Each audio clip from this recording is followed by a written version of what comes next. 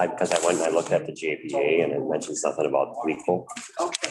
Usually a lot of GPAs will kind of specify who the attorney, usually it's one of the county attorneys sign up to it. Okay.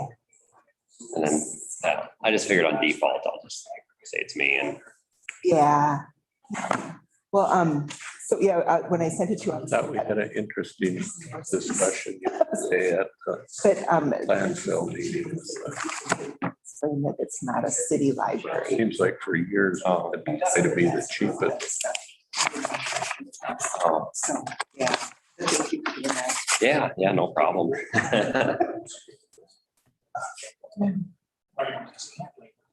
Josh. Do you need Reed closer or Reed closer? Do you want, should we switch? Thank you. Yep, it's all ready to go. I know you guys can. Thanks, so. Well.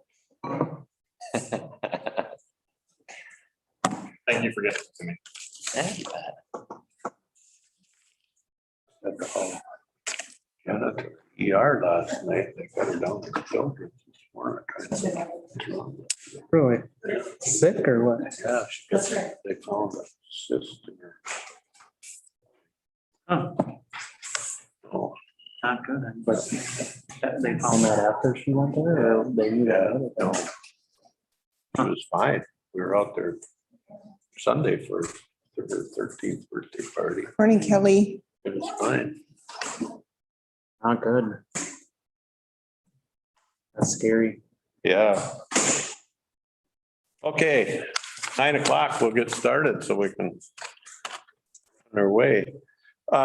Just a couple of things here. This meeting is also done on interactive video. And Commissioner Matt Ludwig will be participating using that method. And he's doing that interactive tele pursuant to Minnesota statute 13D.02. Commissioner Ludwig will be seen and heard at the meeting by electronic means and participating from Staybridge Suites 2350 Commerce Drive, Northwest Rochester, Minnesota. A location that is open and accessible to the public. Public is invited to participate dialing in or video. Anyway, we will call the meeting to order and we'll rise for the pledge. I pledge allegiance to the flag of the United States of America and to the republic for which it stands, one nation, under God, indivisible, with liberty and justice for all.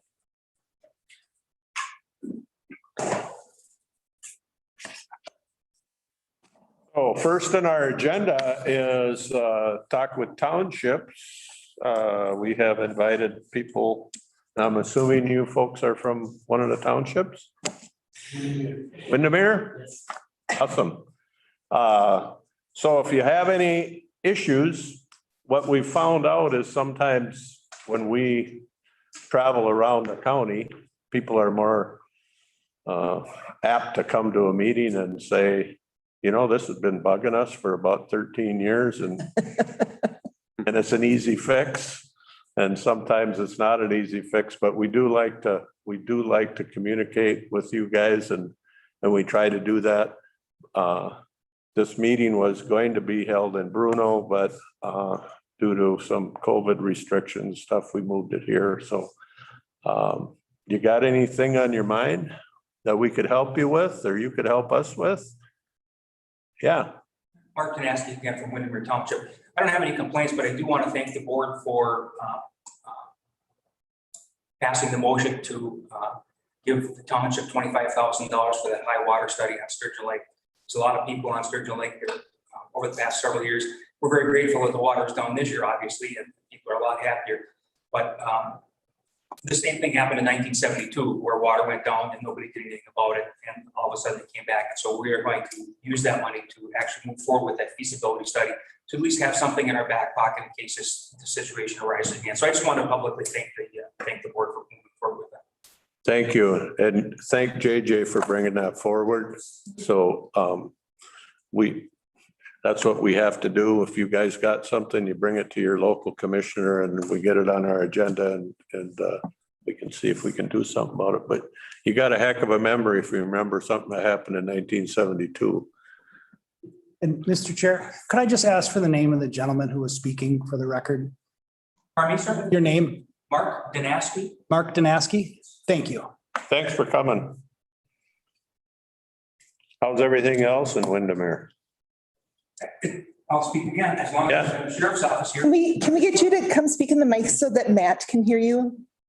Please. Just a quick question, I guess. I'm wondering, I can hear him just fine. okay, I'm just wondering, one of our vehicles, our pickup truck, our one-ton pickup truck had it's not a catalytic converter, but whatever they use on diesels had it stolen right in our parking lot. And I'm just wondering is that coming across the county now? It is. It's state and probably nationwide the way it sounds. We actually just arrested the guy yesterday for the third or fourth time for having possession of stolen catalytic converters. So hopefully he'll be out of the system for a day or two. And unfortunately, he had to let his friend go that was in the car with him. So we do know some of the people involved, but they are really transient as well. So it's a little difficult. But yeah, I think last week we had 5 go from north to south. So it's hard because it's so quick and easy, and they're really hard to put back to the owner because they're not serial number. So, Who buys them, Jeff? rumor has it there's a place out of Superior that'll buy them without any ID or any problems. That's the rumor anyways. Because they're obviously worth something or people wouldn't Yep. think they should steal them. Mr. Chair, Yeah, I do know that the industry right now is in the process of changing a bunch of stuff. So they are tagging them, marking them. A lot of scrapyards won't take them no more unless, even if a guy is legitimately scrapping them, they have to leave an ID and stuff like that. So they're really clamping down on it right now, but. Everyone locally, as far as I know, is reporting to us, and I think some that are at least suspicious. So I think locally they're working well with us. But again, rumor has it there's a place in Wisconsin that will take them. So. thanks for highlighting that. It's an issue in our neighborhood and in Pine City. I know that there's a little car lot that I drive by every day going to coffee, and somebody crawled under a whole bunch of vehicles there last spring. And I mean, it's devastating for a guy with a small car lot to lose. I don't know what did he lose, Jeff? 8 or 10 in one night? Yeah, a bunch. Bunch anyway.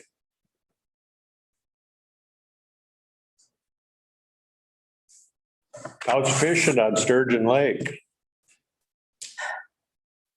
Sunfish are good. But And if you like bass, yeah. Anyway, anything else? Thanks for coming. Appreciate it. We'll move on to the approval of the agenda. Got anything to add or? Mr. Chair, if we could change the order of the agenda so that the opioid settlement and the budget discussion switch places, so the opioid settlement is last. I'm thinking that the public may be interested in the budget discussion, and if we don't make them stay through the closed meeting portion, that might be helpful. And then on the opioid settlement, we've added additional information on the process to close the meeting based on the attorney-client privilege. And then additional information in the packet includes PowerPoint slides and a 2022 budget memo. All right. Oh. We will, I'm looking for a motion to approve the agenda. So I can make that motion. Ludwig will move as amended. we'll let you second it, Matt. I think JJ. Oh, okay. Oh, yep. Sorry. Any discussion? If not, Debbie, you want to call the roll? Sure. District 5, Commissioner Ludwig. Aye. District 1, Chair Holland. Yes. District 2, Commissioner Moore. Aye. District 3, Commissioner Lovegren. Aye. District 4, Commissioner Waldham. Yes. Thank you. All right, we'll move to the strategic plan update. Mr. Chair, members of the board, there is a one-page handout in the packet that summarizes the goals from January that the county board set, and then a quick status update. And the first two, economic development and increased broadband access, are going to be covered by Leslie later during the meeting, so I'm just going to skip over those. The county attorney office workload, I know that was discussed as part of the budget process, and the county attorney did share the workload that he has, but I think there was a consensus not to add staff at this time. The wetland bank development, this has been several years in the making, and I think, or at least I know my conclusion is that getting wetland credit for preserving wetlands is not an easy or likely task. And so the alternative is to create wetlands, which is expensive, risky, and complicated. And so I think at this point, this might be a goal that we should maybe reevaluate the direction on. And the primary driver that it made our goal list was the idea that developers may be having trouble doing development to mitigate the wetlands, and there were no credits available to purchase in the region. And I think now that Leslie is on board, we'll be able to get some clearer feedback on exactly what those holdups might be and then address them as we go along. So I guess I'm thinking this may not be a top priority at this time. The sales tax for transportation, the county board did extend the sales tax or renew the sales tax to December 31st, 2035, or the collection of $17.4 million. And so that one, I think, is accomplished. The sheriff's office staffing, we've had, I think, a significant amount of conversation on that, and there was approval to add a 4th sergeant position to the sheriff's office and to implement a hire ahead process to reduce the duration of vacancies. There is a request for a lieutenant position, and later in the meeting, you'll see that made my cut list. And so certainly commissioners are the arbitrator of that. But that is where we stand on that item. Solid waste and dumping. We do have grant and bond funds to construct a household hazardous waste facility in Willow River, and we anticipate that construction will start spring of 2022. And Sandstone, the memorandum of agreement expires November of this year.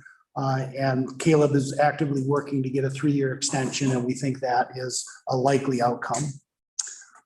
Outdoor recreation and trails, we do have the $650,000 of bonding, and we are working with the DNR on the final routing of that and getting that project to fruition. And the planned construction of that would be 2024. And then we are working with Mille Lacs Corporate Ventures for figuring out how to get the trail landing into Hinckley and through Hinckley to connect to the existing trail. And then reestablish local government officials meetings. That was the attempt today to meet in Bruno, or to get part of that reestablished, and then also creating our 2 or 3 times a year of inviting all the local government officials in. I think at this point, we're in a little bit of a holding pattern based on the apparent increase in the virus. The 2022 levy, so I think that'll be later in this meeting. And then the pandemic response lessons learned.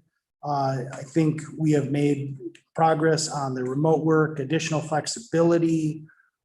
Video meetings have been normalized for many staff and external meetings, so people aren't necessarily having to drive to St. Paul or St. Cloud or Duluth for an hour-long meeting. And then we have a more robust electronic document management, which I think is been helpful for a lot of departments. So there's my kind of one over the world on all those, but certainly this is an opportunity for the board to give direction, to discuss, next steps or what they might want to see on any of these or other goals. Well, I just want to report on the being able to meet remotely. I sit on the Central Minnesota Workforce Board. And normally I'd have to drive to Monticello for an hour meeting on a Friday afternoon. And I did what I had to do, came in, put a clean shirt on, sat down at my dining room table at after 12. The meeting started at 12:15. We were done before 1:15 and I could go about my day. It was Monticello, you can't get there from here. You know, you go, it's a 90-mile trek and on all, you know, you drive 5 miles and you got to stop and turn and it's, I just hate it. And so I think we got everything we would have had we been in person. We have kind of agreed to do a couple of year in-person meetings going forward, but this is our new normal for that board at least. Terry, Yeah, the health department, they're talking about getting back into person, but then there's so much fear with the viruses that it keeps getting postponed. So I'm smiling. It would be nice to meet people in person. it is, but if we were just chatting before the meeting, if everybody is remote, things work really, really well. If you're the only guy remote, it's a little bit harder, as Matt could attest to probably, but it's better than the alternative, and the alternative is either not going to the meeting at all or spending a half a day on the road for a 1-hour meeting. And we have determined a long time ago that these meetings are important to Pine County because we're Pine County's representative. So we want to attend. Are other boards, like the library board is in person only, are other boards doing that now or are they still doing virtual or? The solid waste board is in person. Okay. But they had a hard time doing it anytime during, you know, because some of their local boards, like Knavic, they never met virtually and Mille Lacs. So they just can't do it. Okay. And I would add, you know, especially for new commissioners, it's hard being on a board. You never really shook hands or said, hi, how are you? Type of stuff.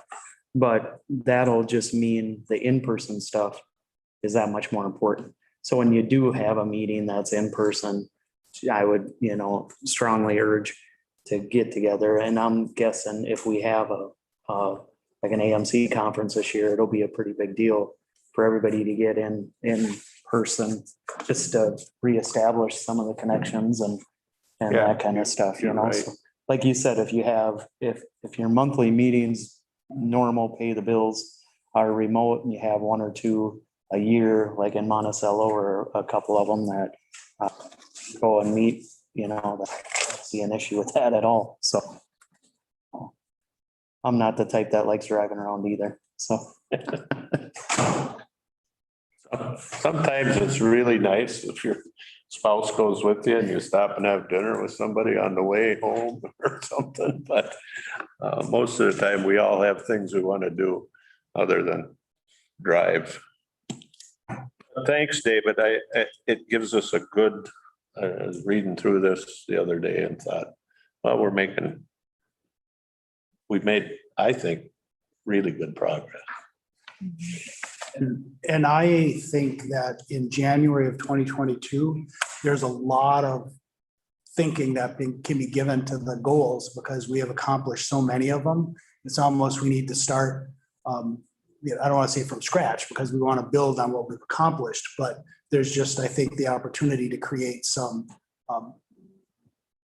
longer term vision goals. I think it's been a great thing to set some goals and some change during the year and you realize that maybe that wasn't the most important thing I had to do in life because the world changed. But we really, when we've set our mind to it and been deliberate about accomplishing things, we've been quite good at it. Anybody got any other comments on the? Matt, you got anything you want to say? The only thing I really want to say is I really don't want to give up on the wetland thing. I think we need to at least keep it on our radar on the bank. The wetland bank? Yes. Yes. And that's exactly what I was gonna speak to, is just kind of what that's been looking like lately.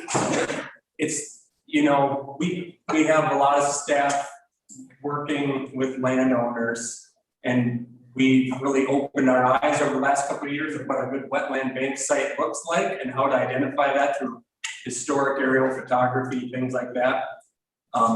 So there was a gentleman who bought an old sod farm, and you could see all the ditches that had been a drained wetland.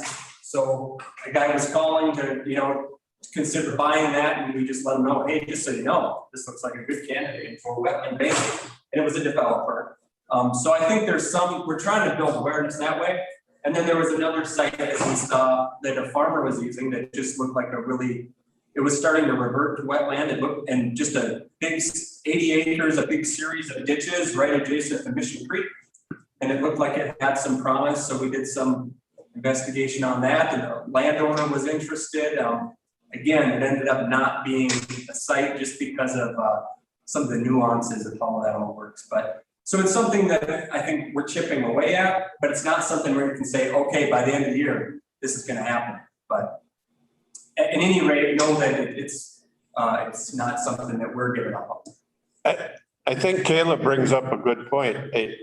If we need wetland credits, and I don't care if I'm buying them from Pine County or I'm buying them from Joe Blow, as long as they're available and locally. So if we can figure out a way to help local landowners develop their own wetland bank, then they can make some money. And we have accomplished our goal. I guess, in the end, that's what we want, is developers to be able to have that available to them. Mr. Chair, if I could add, and I would just like to offer anyone listening online or in the room here, as a person who's actually bought wetland credits and had to buy wetland credits, I would just like to offer my insight any time of the day. Call me anytime, and I could probably explain quite some detail without taking all the time today at this meeting about it and what I learned about doing it. I don't know how many people here have actually had to buy them and go through it and actually have built and developed. I can offer that information to anybody that wants to listen. So give me a call anytime. Thank you. Okay, we will move on to economic development update.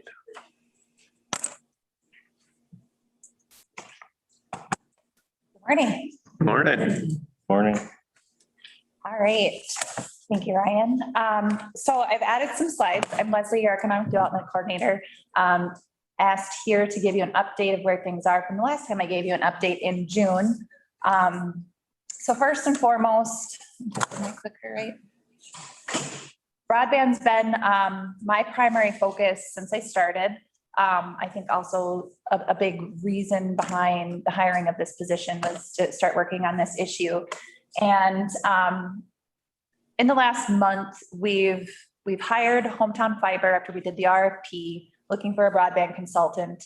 And I met with them last week, and they're inventorying our existing network, getting the GIS maps updated, already identifying some low-hanging fruit or some areas where they know maybe fiber wasn't constructed in the best way, and proposing ways that we could maybe work with providers to improve those connections and access points. So some of those stories that you hear from people where they've been told they should have a certain speed, and maybe this is the reason they can't achieve that speed. So identifying some of those.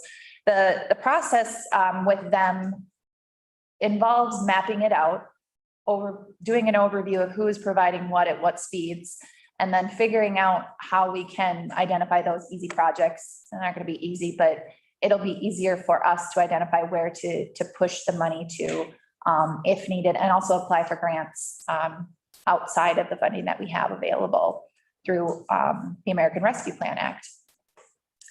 So moving from there, I also talked with Hometown Fiber a little bit about our Community Development Block Grant Award that we got through the Department of Employment and Economic Development. As you all are aware, we did get about 3.7 million, about 3,150,000 is for broadband, and then the balance is for rehabbing the shelter. And right now we're just working through some of the red tape, and that's the best way that I could probably explain it. Through these contracts, we have to do an environmental review because this involves construction. And there are some hoops to jump through because these are federal dollars, and just trying to meet what the state staff believe are the requirements and how we're interpreting it, and just walking through this kind of muddled process to get the funds out the door. But to be completely honest with you, don't expect any actual construction till next year, because there's just notices, public hearings, reviews, comments that all need to go through before any kind of dirt can move. And to be honest, any kind of activity happens on the shelter as well. So it's all kind of together, but it'll take a while. But it's a great program. It's a great opportunity to push some money into 2 projects that really need it.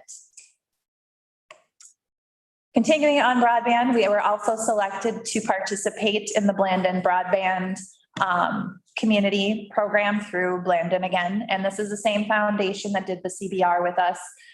The good thing about this is it's a 2-year partnership. We kind of build on what we did at CBR.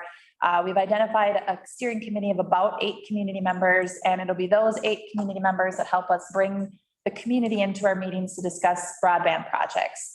Through this process, we will identify what the community needs are, what goals we want to achieve, and hopefully we will get a $75,000 grant to work on one of those projects. What that looks like, we don't know yet, but I'm hoping to mesh it also with the Hometown Fiber contract. They'll help us maybe identify some of those easy projects that this $75,000 could be pushed towards to improve connections to people. So it's all coming together very nicely.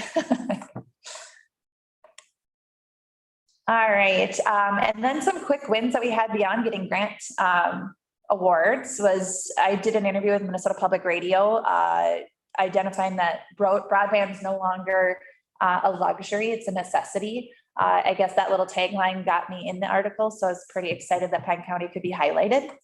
We've also been asked to speak to the governor's broadband task force this week. Both Commissioner Holland and Commissioner Lovegren could participate in that with me if they want to. I've sent you the links, but we just have some quick questions to talk about what broadband looks like here and what we're working on. And it's a great opportunity to talk to the people who influence broadband policies in the state, as well as the grant funds that come our way. Additionally, I've been working with regional people to do a broadband conference that's coming up on October 6th. And there is always, as usual, the annual Land and Broadband Conference in mid-October that you all are invited to as well. These are just things that other communities have been participating in for the last 5 to 10 years.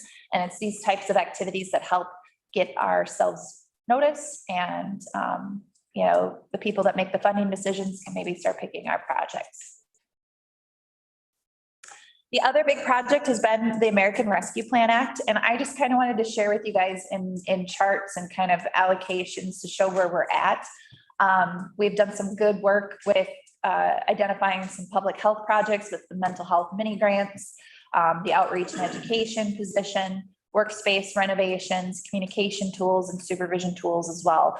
As the folks from Windermere Township noted, we've also allocated some funding to a stormwater study, and we've executed contracts with Pine Tech and Lakes and Pines to do a countywide rehab program and all of the college initiative programs that we have to help develop our workforce. We are on a good path forward to doing exactly what these funds are for, strengthening our community so that in the future we're ready to pivot and handle anything that should come our way.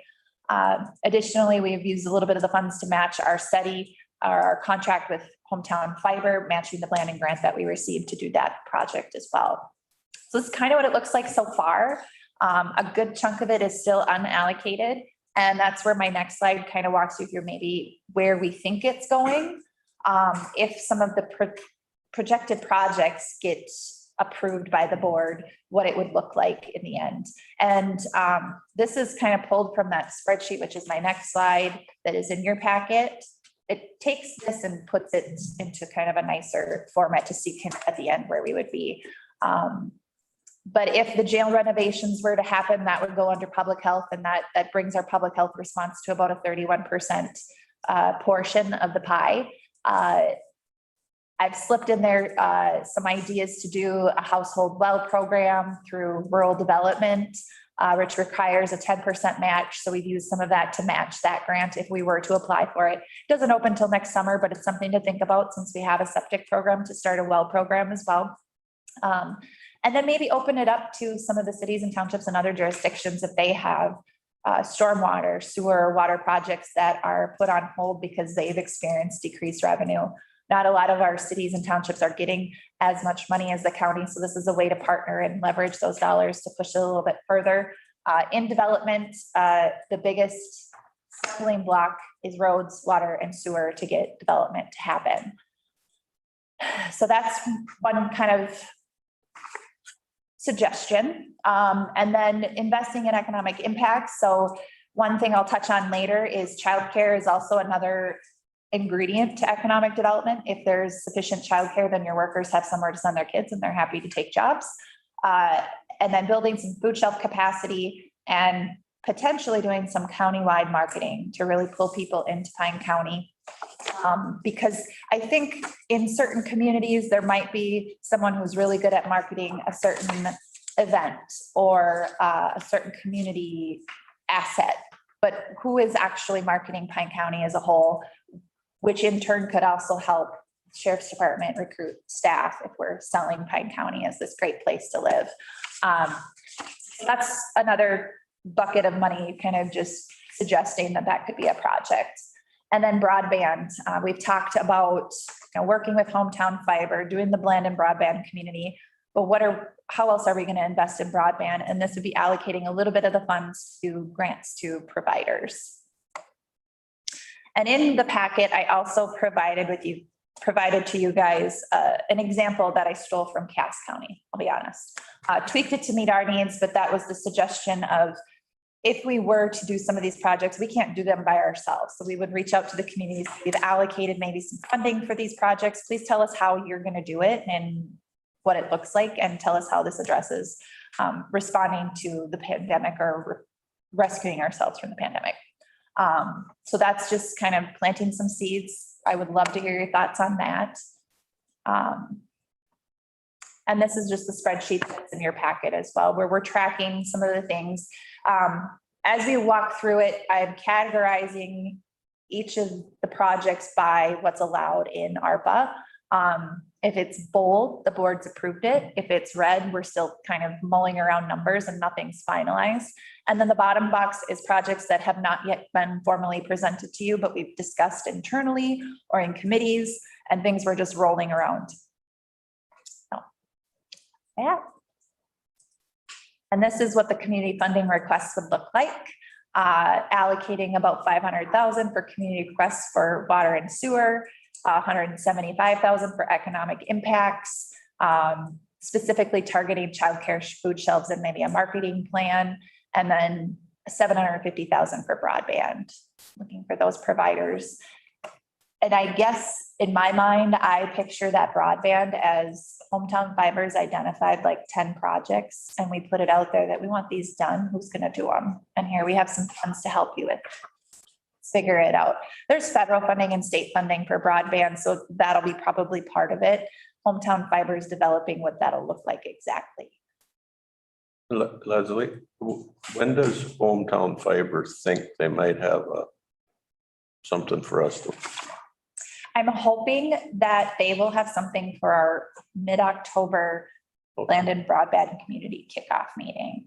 So we're going to have the orientation meeting at the end of the month for our steering committee. And then we're going to host like a big community meeting, much like the one that was held in January, where people who are interested in broadband can come in. And I'm hoping that Hometown Fiber will attend and have some potential projects identified, or at least some of the mapping done to identify what they've seen and and where we could push that to. But their project is going to bring us to the end of the year. We shouldn't have it all completed until the end of December, early January. Okay. So the next kind of big project has been working with the HRA. In July, I submitted a request for technical assistance because we had seen some turnover on the board and thought that board development would be a really good next move.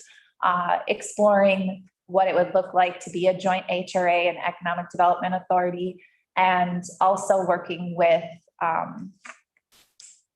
county staff to utilize some banked beds that are in the supportive housing program, which is formerly known as GRH, or group residential housing.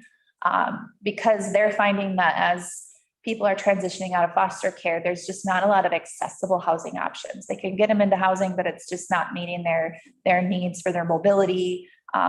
So figuring out how we could entice a developer to come here and build that type of housing that then would be subsidized with the GRH banked bed subsidies. Since we submitted that request, there has been more turnover on the HRA board, so it seemed even more important to get this technical assistance from MHP, and I should find out by next week, by the end of the month, if they're going to select our project. And meanwhile, David's kind of been working on this angle, is getting their books audited, and we brought forward to you guys last month doing a development authority study committee. So my next few slides are just kind of walking you through what that kind of looks like to kind of prep it. And I apologize if you already know all this, but I feel like it's a good reminder of what development can look like in a community that embraces having both an HRA or just an EDA. So right now the county has an HRA and it's a public corporation. They manage public housing. They can deliver housing assistance programs, and they can work on planning and community development activities. They do have quite a bit of power, and they can do quite a bit with what they have.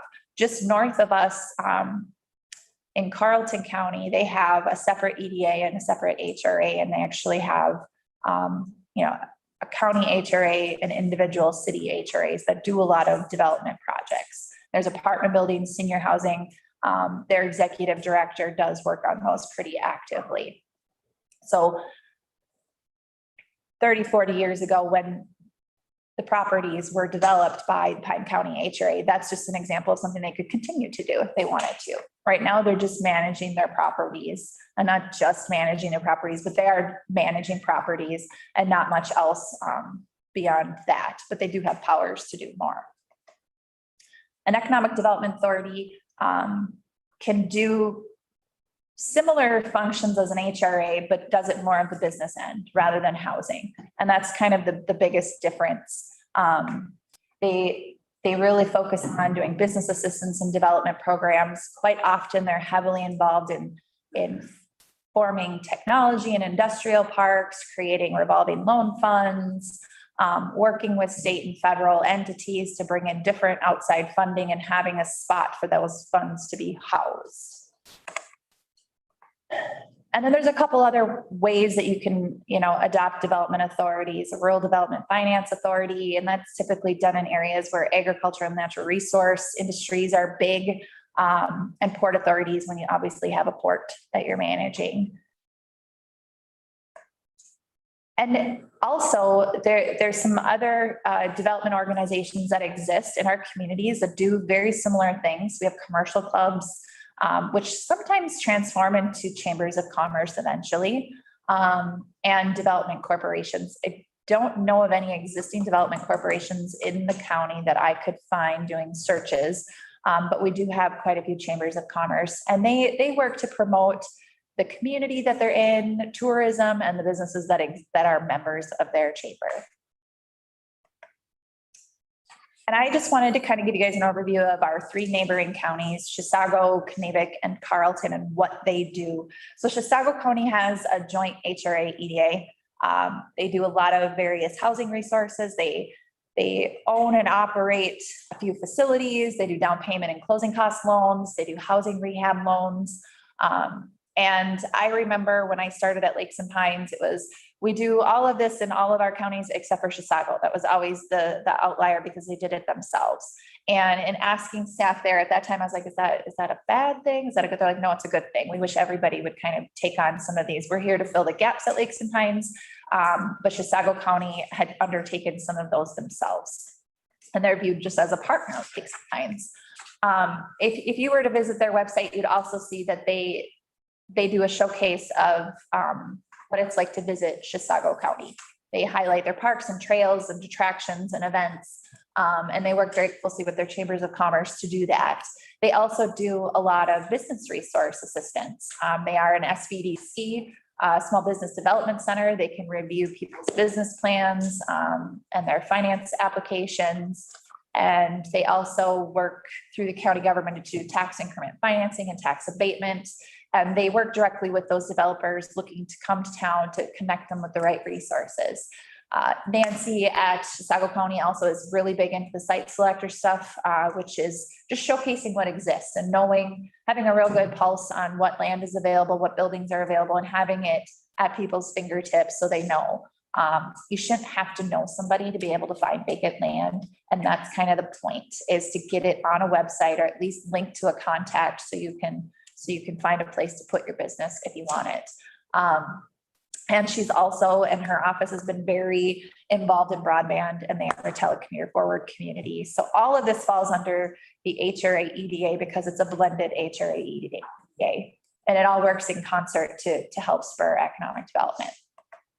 Canaba County has an EDA, and they recently did hire an executive director a handful of years ago. Very similar offerings with the business resources. Heidi is also an SBDC consultant, so she can offer those same services to people walking in that want to start a business, and does some site selector stuff on her website.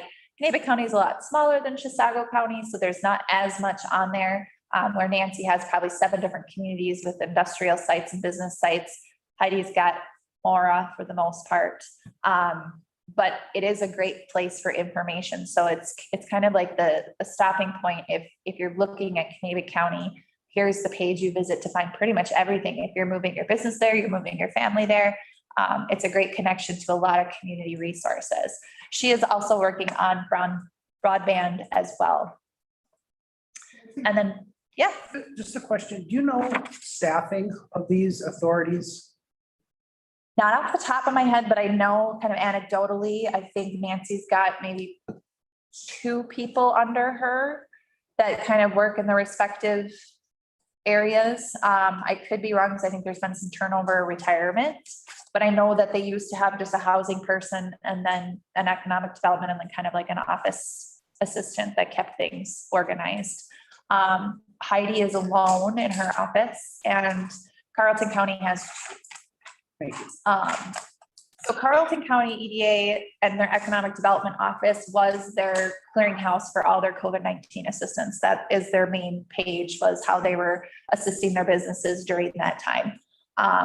They also do site selection and business assistance. It looks like they manage some grants and loan programs for the most part.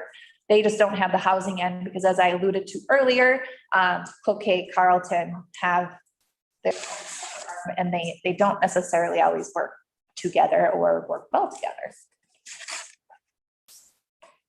So that was kind of my development authority overview, with the intention that as you find your study committee members, I hope you find people that are thinking long-term about Pine County.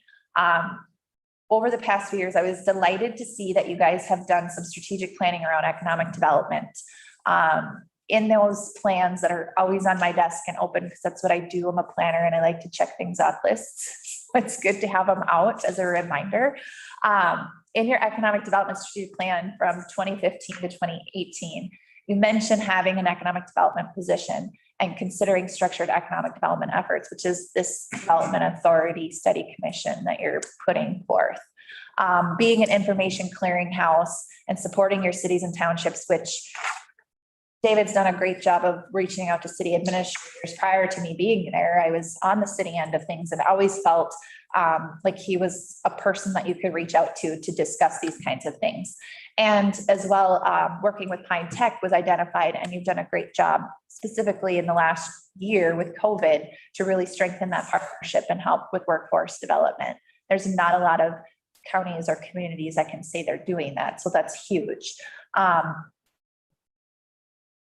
the same time you were doing this strategic planning, you also had a strategic housing plan done through CETA. And in there, they note that tourism is a pathway to economic development, supporting your entrepreneurs and small business startups, increasing your business diversity, acknowledging that retail and hospitality are big employers. And honestly, in my next couple of slides, we'll talk about statistics, kind of drive down what it looks like to work here, and drive down by saying that like the wages aren't very high. You know, how if you have 2,000 people that make, $10 an hour, that looks very different on a scale than if you have 200 that make $40 an hour. It just kind of drives the data down. So working on business diversity, so your main employers are just in that industry. And then establishing some housing rehab programs, which we've started with the American Rescue Plan Act, and continuing to partner with Pine Tech for workforce development. So you're well on your way of accomplishing many of these goals that were identified in these plans. But as we get these data profiles from the state, it's kind of like, are we doing a good job? Well, I think we are. And sometimes, I look at the data, you can skew data to do whatever you want. Sometimes, I'll be honest, I like to mess with numbers because you can have it tell a story or you can make it look good or bad, depending on how you clean it up. But overall, our 2021 profile was showing a negative job growth of 11.2%. The obvious reason for that is the complete shutdown of hospitality and retail stores for the most part with the pandemic. As noted in the report, that's our largest job category. There was a 41% decrease in those jobs. But there was a 30% increase in construction jobs, a 19% increase in manufacturing jobs, and a 52% increase in administrative support and waste management, which I'm really curious what that is. I'm not 100% certain what fits in that job category. I'll have to do some digging, but 2 of those job categories have pretty decent wages, some of the higher ones in our community. So that's, even though we've seen a negative job growth, we've seen some positive job growth in areas that give us more diversity. So it's a good thing. Our average annual wage though is $37,000 a year, which is lower than the state average and lower than our neighbors. So on the right, I give some housing statistics. The average family in our county is bringing in about $66,000 a year. As you can see, our neighboring communities all bring in more. The cost of living in Pine County is lower than the state average, but not much lower. And in Carleton County, their cost of living is much lower than what their family income is. So you can see that they have a little bit more wiggle room in their budget to do fun things.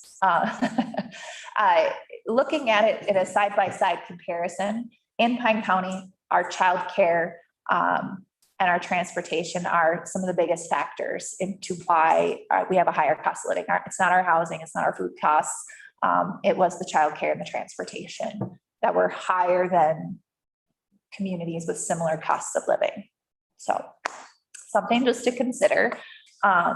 Because while our wages might be lower, so is our cost of living. But if we start solving some of those issues, I don't know, $1,200 a month in transportation is insane. But if you've ever had a commuter in your household, you know that that is pretty darn accurate. So in progress right now, we're working on broadband. There's been some movement in the housing realm with the addition of a housing rehab program and looking at the HRA board and exploring what they might do differently or expand to do. There's been more collaboration with Pine Tech to develop a good workforce. The Pine County College Initiative alone, I'm excited to see what will happen in the next 5 to 10 years and how we can keep people here. In particular, I'm trying to set up some tours between our high schools and manufacturers so we can really make that connection between you're from here, you live here, you can get this scholarship to go to Pine Tech here's where you can actually work in what it looks like and the people you would work with. So this is my one ask. If you know manufacturers, please put a bug in their ear because they're not responding to me too quickly. I know there's COVID concerns with having 50 students walk through your plant, but it'd be nice to figure out a way to get those students connected with local employers and keep them here so we don't see that mass exodus out. There's also, we're still doing the regional collaboration. I have been on GPS 4593 for about 10 or 11 years. I'm currently their treasurer on their executive committee. You just inherited that when you inherited me. So there continues to be regional collaboration around economic development, and I don't foresee that going away anytime soon. But looking to the future, I do think promoting tourism, it's already here. We should just do a better job of selling it. We are one of the best kept secrets in the state, I think. And I sometimes like it that way when I have the side-by-sides going past my driveway all weekend. But there is a way to attract those people to spend money at our local businesses. And I've seen that firsthand when Interstate 35 was shut down in Pine City. People were coming down Highway 61 and they're like, you have a brewery? And then suddenly they're spending an hour in downtown Pine City at the scrapbooking store and exploring a 120-year-old hardware store and buying a nice Tiffany lamp there. It's crazy how that can happen. So sharing what we have in our communities so that our businesses can, be successful off of that. And then thinking about how we attract people to buy land here and do business development, supporting our local entrepreneurs and startups. That's one thing. Every time I've been looking at statistics of the region when I worked at Lakes and Pines, it was always kind of funny to me to see how low the wages were, but I would know people who are self-employed that make a decent living, but how these numbers don't capture that very well. So there is this hidden entrepreneurial spirit in our community that I think we just need to cultivate and support a little more. And there are a lot of studies that show in rural communities that your entrepreneurs are the reason that your communities stay alive. And on that end, Ben Winchester is doing a really good presentation at the GPS annual meeting. I would love for you guys to come listen to it because he talks about that you might think some rural communities are dying, but they're not. They're not. And I think, I look at Josh because we both stuck around this community and raised our kids here, and we know it's not. I know my second grader, when she was enrolled in kindergarten, it was the largest kindergarten class that Pine City School District had ever had. And now my youngest is in kindergarten and they had to add a 6th section. So we are growing, but we're just not responding to the census in a very good way. So people don't see it on the numbers and the data because we're private people, I guess. And lingering things that are always, on the back burner, but we probably need to think about a little more is how to support childcare, how to increase the number of childcare slots in our community. Not to brag or anything, but in Pine City, we did a really good job of partnering with, or at least matching up providers with grant opportunities so that St. Mary's could open up a closed school into a childcare center, and matching that person up with the city of Sandstone so that the John Wright building could be converted into a childcare center, and just increase the number of childcare slots that we have in our community. Supporting people who want to open them up in their home, figuring out how they can do that, and what role the county has in that. I'm not 100% certain, but sometimes it's just throwing it out there to ask what is the need and how can we help fill it. And as always, transportation has been an issue ever since, gas went over 99 cents a gallon, let's be honest. So figuring out how can we be a commuter friendly community? What are we doing to help people, do ride shares if necessary and things like that. So that is the end of my presentation, and I would love to hear your feedback, comments, suggestions. It's a bit overwhelming to work in economic development because there's a million ways and directions that you can take economic development. And right now with broadband, the American Rescue Plan, and the HRA, that's kind of the top 3. But I would love to hear what your thoughts are on marketing. Is that a big thing? I know I'd like to focus on working on the website, getting that to be kind of an information clearinghouse. What are your thoughts? I think you hit the nail on the head of many, many points. And I'm an import to Pine County. I grew up someplace else and I came here. I never forget when I drove to Pine City for an interview. I came in some back road that I found on a map, and I drove by the Snake River out by the fur post and thought, holy cats, this has to be like heaven for a young guy that likes to hunt and fish. And I got a job here and I must have liked it, and I stayed for 50 years, almost. So my kids could have worked any place. They chose to live in Pine City. Out of 4 adults in my little family, 3 of them commute.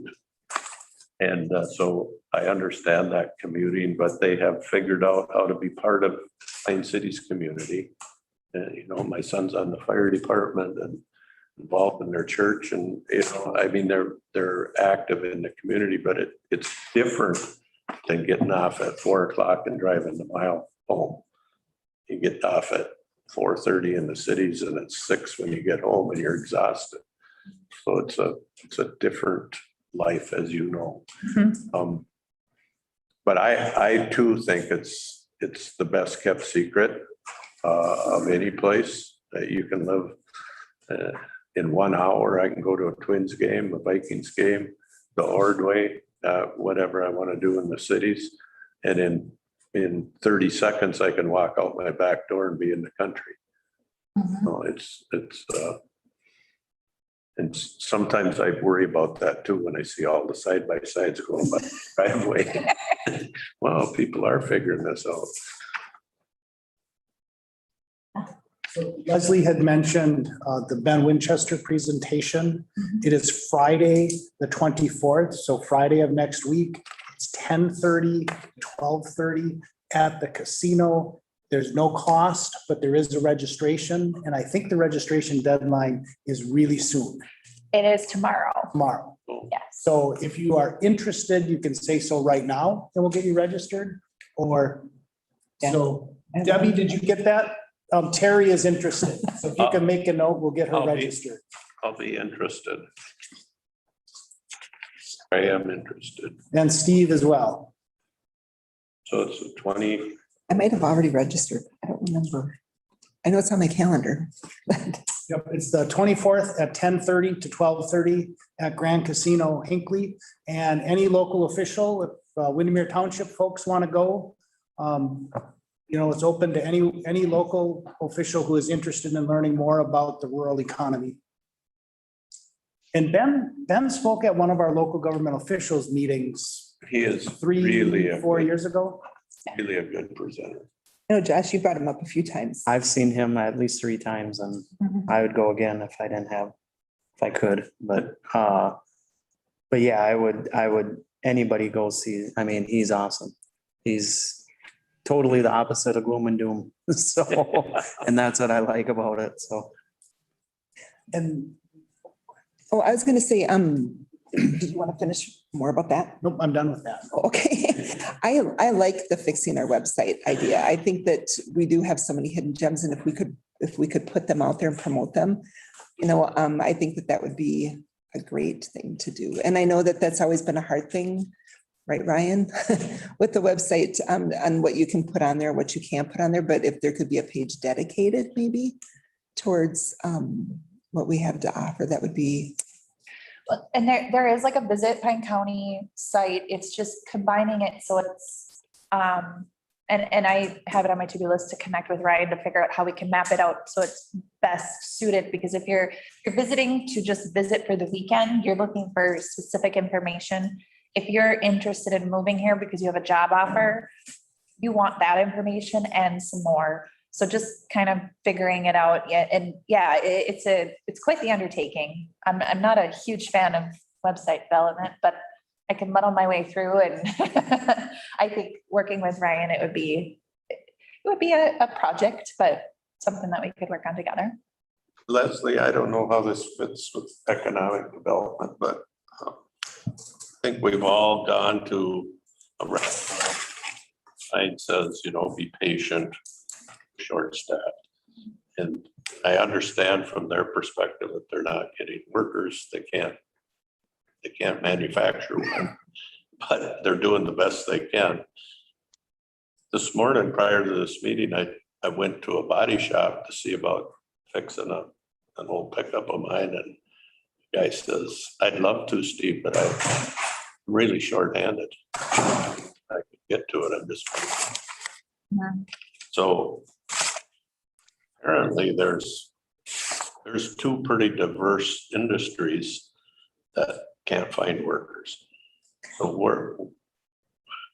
will this initiative that we have with Pine Tech help some of that? I'm hoping turn out some people that will be mechanically inclined that can stay around here and be mechanics and body men and that sort of thing. Plumbers, electricians. Electricians, plumbers. You tried to get a plumber lately? Yes. No, they warned us about this, and I think the pandemic just made it a little bit worse. But being kind of a data geek, they were warning us that when the baby boomers started retiring, that we were going to see this happen. The silver tsunami is coming, and what are you going to do? And I think that this college initiative is one part of the solution. And but the fact still remains that you have a whole generation retiring that's not demanding, asking nicely for services and things to get done. But we just don't have the same number of people that were born in the generation following to provide those. Even if you had done, the best job of succession planning and training, you're still seeing this lack of people to get there. But I do think the college initiative is part of it. But one thing I do want to mention is that Kelly shared out of the Ehlers report is that the unemployment rate is really, really low right now, and it's not seasonally adjusted. And it's just like the snippet of each month what D does, but we're at like 3.7% unemployment, which is At workforce, they said Minnesota's 3.4, Pine County is 3.7. yes. Well, 3.7 in a normal world, we would say we had full employment. Right. And so what am I missing? I'm no economist, but something is really screwed up when we only have 3.7 unemployment in Pine County and you can't get a chair at a restaurant. More demand than there is bodies. Yeah. Fill the spots. And I think healthcare was screaming this 5 years ago as they saw the influx of more services and more health issues we got, and we pushed people into healthcare jobs and it's now industry wide. So, I'm not an economist either, but that's what they've been telling us for years is it's coming. What are you doing to prepare for it? And I'm super excited to see how we will be different than our surrounding counties with this college initiative, because if we can train them and encourage them to stay here, but we also have to be working on quality of life things, making sure that there's housing starter homes for them to move into. So as people age, they can age in place in their home just fine. I mean, you're discussing the other day of where you move things to, make it accessible as you age, but do we have resources so people can do that?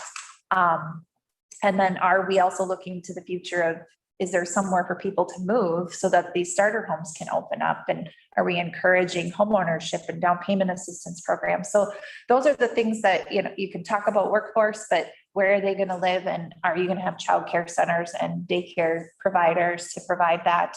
And is it going to be a great place to live with all the amenities that everybody wants? But I think moving there, we just have to, embrace this development authority study committee and find some good people to make some decisions, because that's really what's going to set the tone for the next 5 to 10 years, at least, to address this workforce shortage that we are experiencing. One of the things I look at too is, like you talked about, entrepreneurship, and one thing that's extremely scary, there's a ton of people in our age group that are more than capable of owning a business and starting a business and doing all that stuff. And me, as of just adding a second one now, how scary that is. But I have a lot of support through the brand that I have, and to help me like, put it on a piece of paper. I didn't go to college. I can run a business. I can do what I do that well, but let's put it on paper to make sure it can pay the bills. I don't care what it costs, what all that stuff is, that's here nor there, but I think if we as a county can offer that, because there's so many businesses out there that don't have the backbone, like I said, what I did was almost kind of easy when I just look at the piece of paper and say, well, okay, as long as we can pay the bills and pay our employees and all that stuff, that's all I need to know. But starting off a concrete business or something, a liquor store or something like that, where they don't necessarily have that resource to somebody write a business plan, to go to the bank and have some leverage or say, hey, here's the gap. There is gap financing. There's a lot of people that have no clue. I didn't have a clue until I got into this. So, And being that resource for those budding entrepreneurs or people with ideas to help them vet out their idea, work through the financials, and then say, here, now you can take it to the bank. It's good to go, from my opinion, gives them that confidence. We do have a lot of small startups in our county. I was just talking to Jordan the other day, and I think they just funded, I want to say it was some sort of cattle business out in Graston, but it's off Henriette Road. And there was recently the siding the exterior siding cleaner that started up in Rock Creek. And it's just, they're starting up. So these people are finding the resources, but we're probably missing 6 others that just don't know where to start and don't want to call somebody in Mora, don't want to call somebody in Brainerd. We don't have that here, or Duluth or wherever you would be shipped to, because we don't have that here yet, but maybe in the future. also too, I've talked to a lot of people that are working for even a larger company that maybe want to someday own it or something like that. And I think succession planning is another huge thing, to talk to the business owners, to say, hey, you should start thinking about this 10, maybe even 15 years from now. Somebody that's working for you that, you could get into a profit sharing or something, and they can really honestly take the business to the next level. The business owner could sell it to that person it would just be a better, with coming in with nothing. I guess that's what most people don't think, they can start a business without having a substantial amount in their back pocket to start it. And you can literally walk into one, you got to do it right, but, and make it successful. So that's another thing. I think business succession, I talked to a lot of people our age that work for their parents that, are like, well, I can never afford that. I can never buy that. Well, there's a way to get it done. So Leslie, I think, has done more in the last few months on economic development than we accomplished, in a decade. So hurrah, right? I mean, this is exciting stuff. The next step is really to run to ground the development authority and create an agency that Leslie can work with, that has the powers and the authorities to do the things that we're hoping to do. And so all of the jurisdictions got an email inviting them to participate in this process. If you get questions from them, certainly you can explain why it's important. Let me know if you want, some background on that. But that's going to be something that hopefully MHP and Matt will help facilitate. But that's something, to me, that is the next big important step, because in a small sense, we learned when we did the business loan to Easy Box that the county doesn't even have the authority to make a business loan out of our revolving loan fund. So we have money sitting in the bank literally that we can't do anything with to help those businesses, because we don't have that development authority. Yeah, and there are state resources that we can apply for as a local unit of government, but without that development authority arm to funnel it through, we're kind of just sitting in a boat watching it float by, because there's not much we can do to grab at it. For example, if we have a business coming in and they qualify for a deed program and then they repay that loan, we can get a portion of that loan and then start a revolving loan fund with it. But without the authority, we really can't. Nor do I currently even have the expertise to kind of process those loans. So establishing the development authority gives you that framework to start building. So small businesses can come in and ask for assistance because you have dedicated staff that have been trained to do, these financial analysis or business plan reviews for people. And you can start building those programs, or if some, you want to start a first-time home buyer program. Sure, as a county, we can apply for those funds through the state, but without that HRA board backing it, you really can't deliver it to the public. So it feels a little silly at times because you're like, really? But as things were coming across my desk, I'm like, without us being, an EDA HRA or an EDA, I really can't pursue much of this. So it's kind of frustrating from that perspective that you got to have this in order to get this. And I'm gonna think about that. Thank you very much, Liz. Thank you for having me. It was kind of long-winded. Thank you. Oh, worth it.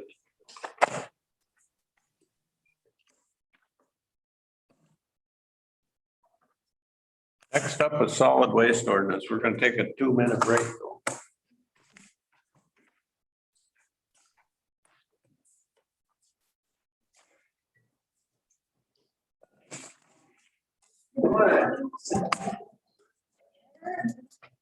Oh, that's why Heidi was here.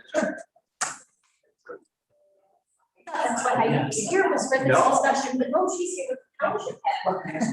But now you're wrapping. We're good with that. Yeah. Okay, yeah. So, yeah,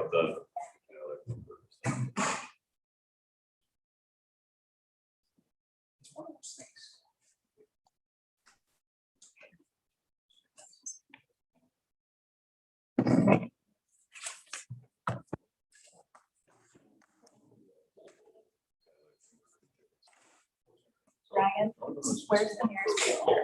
If I want to print my slideshow. Does not everybody report? or they're reported.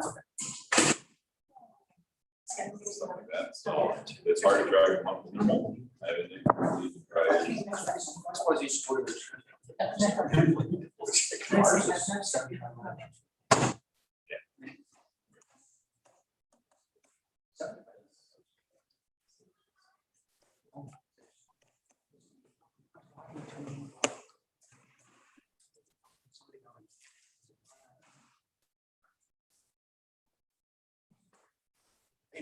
I'm all right, myself. I think don't. Yeah. Is that right? Jeez, we never got out to look at that property monster. Yeah, I know. I can't believe how lucky we are to have her. I can't believe how lucky we are to have her. Oh. I thought we were pretty lucky to have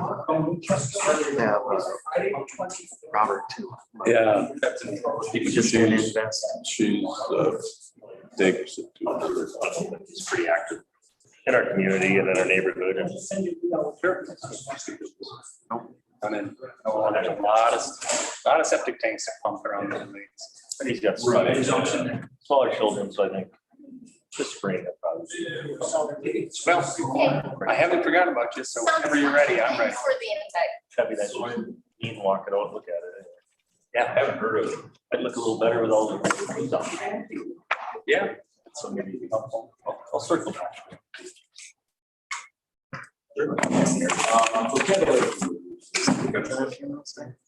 Good deal. You make it to that funeral Sunday? Yeah. A lot of people. Yeah. I didn't.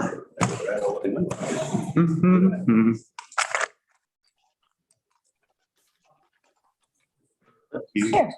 I don't think we have a clip. I don't have any slides. Okay. I'm not gonna be clicking that either. I did not. So glad you came today. Permission? No, I didn't. Just kidding. Have you looked at the agenda and known the solid waste ordinance was on here too? Yeah, Yeah, I read that. every now and then I pull preparedness out of my hat, not too often, so. Did I tell you that she came also to the certain Lake Township UP discussion too and kind of, I was not gonna tolerate anything but a yes. To be really honest with you. Well, I So- think that was kind of the. Sounds great. It's just, Yeah. yeah, oh, absolutely. No, those are just really important.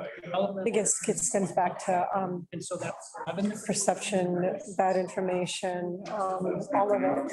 We just have to their local government. continue to battle and move through, but you know, so yes, And the other goes down there. half can be interesting. Oh, at the transfer station. It's like, wow, where, what? You love it?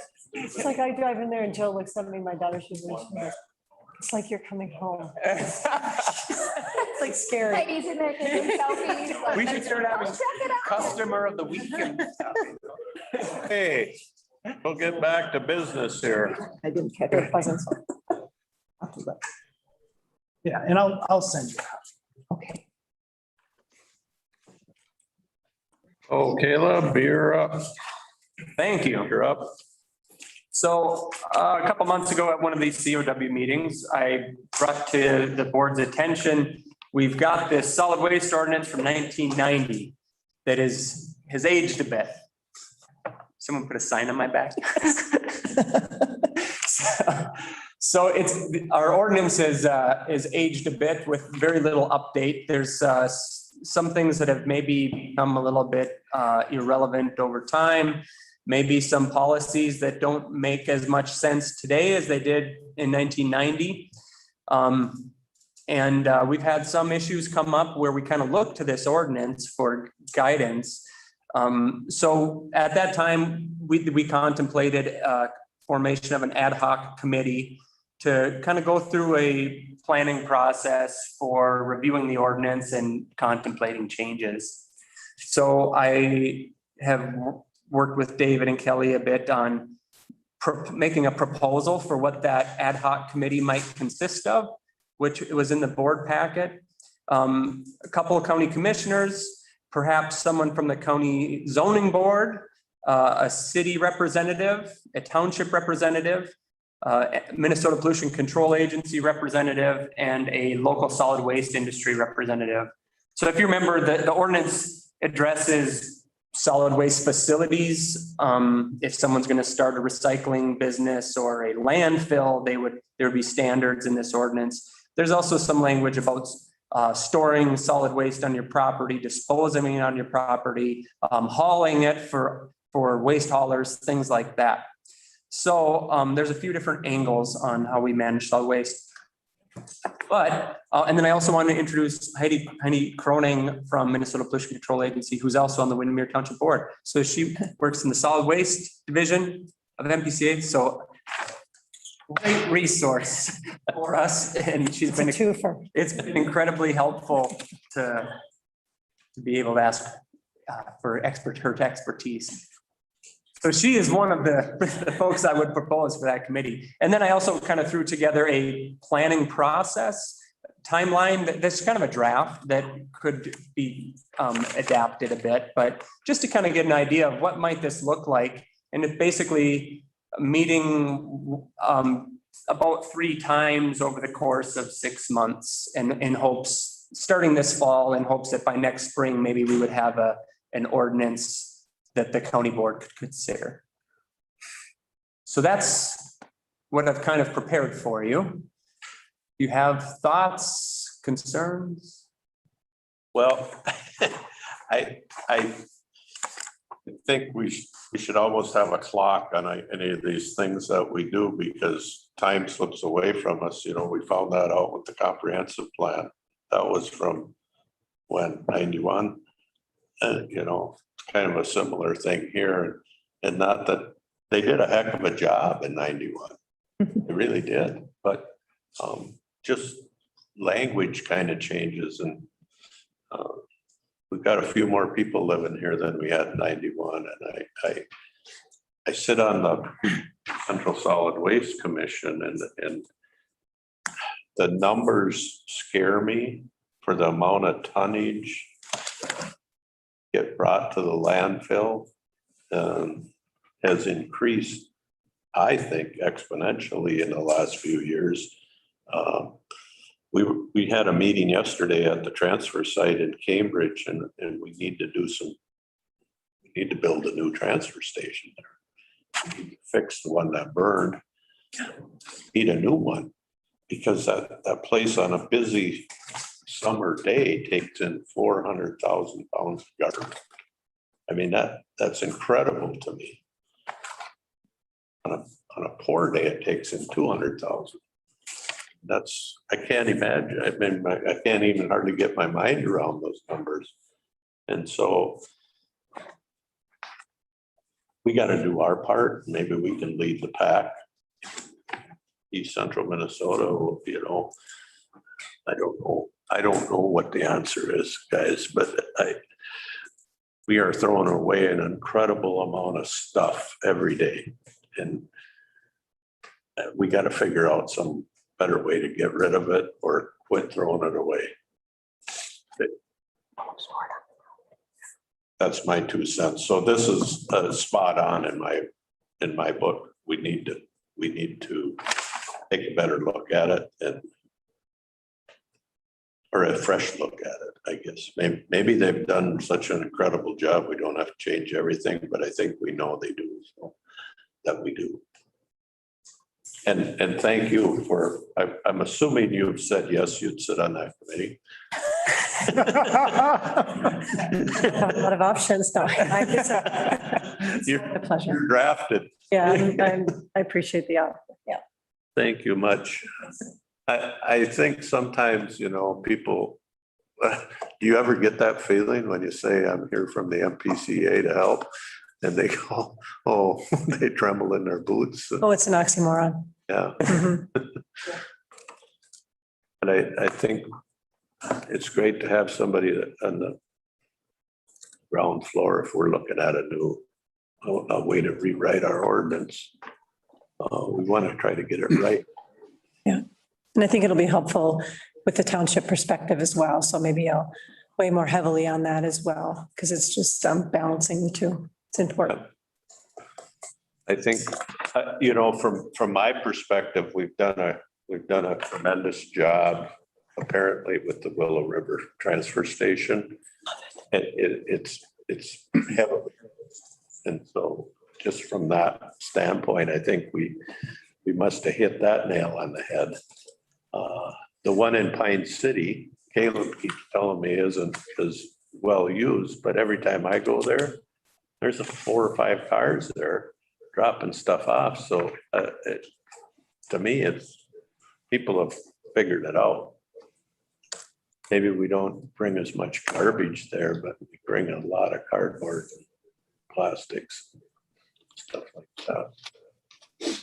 that. So what do you need, Caleb? Do you need a recommendation to move forward with forming a committee? And is that committee then set by the county board? Yeah, and Mr. Chair, I think what would be helpful is if there were 2 commissioners who are interested in leading this, if those could, you know, if you could give some thought to who would want to do that.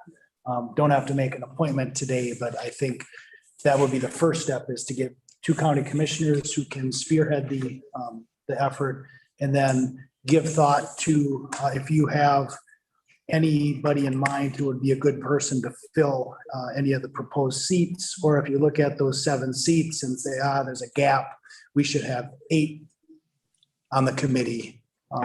It'd be good to get some feedback on that as well. Well, I'd like to throw my hat in the ring as a county commissioner, just because I think I've got some background, maybe bad background, but I've got background. But I think I got some positive stuff. I don't know if anybody else. I will. Thank you, Matt. Yeah, I sit with you on the other one as a backup, so I'll jump in. Yeah.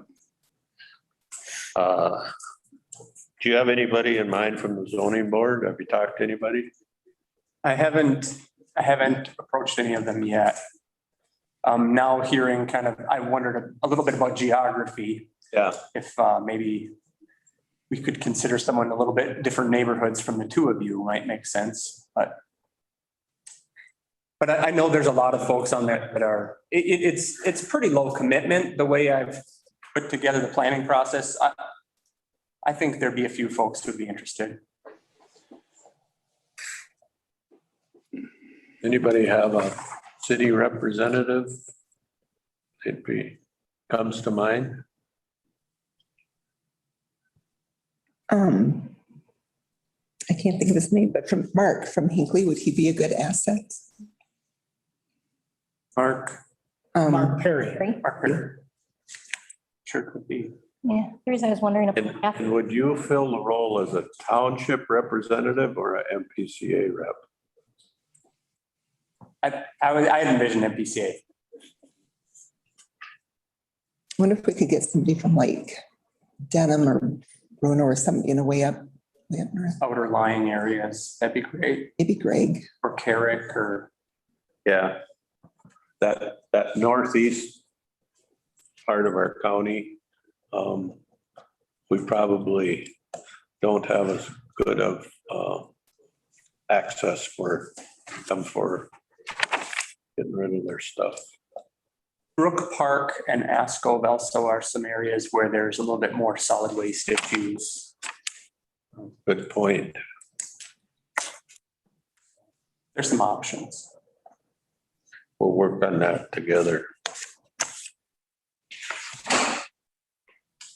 If anybody has some ideas, let David know, Caleb know, or myself know, and we'll round out that committee, because I think we'd want to start sooner than later.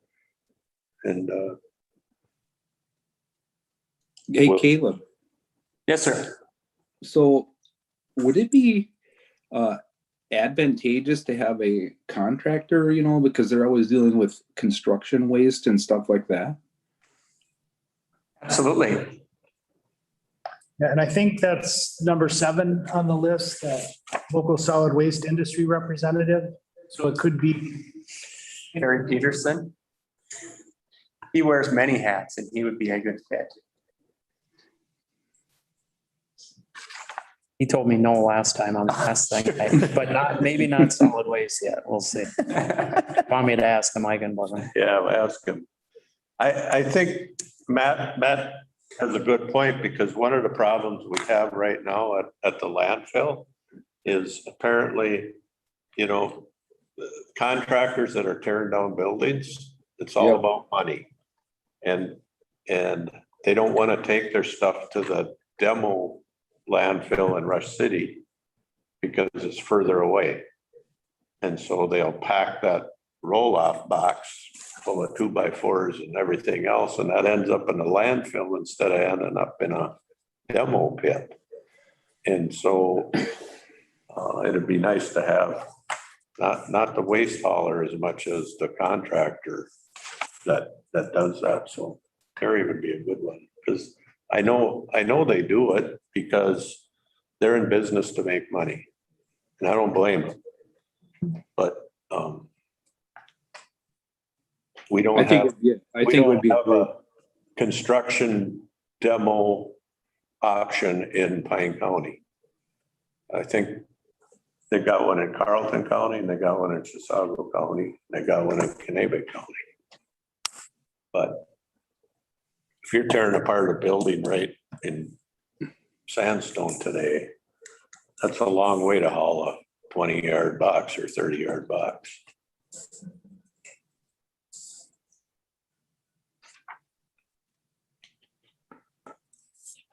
I definitely have some folks from that area who do demolition that we could approach. Okay.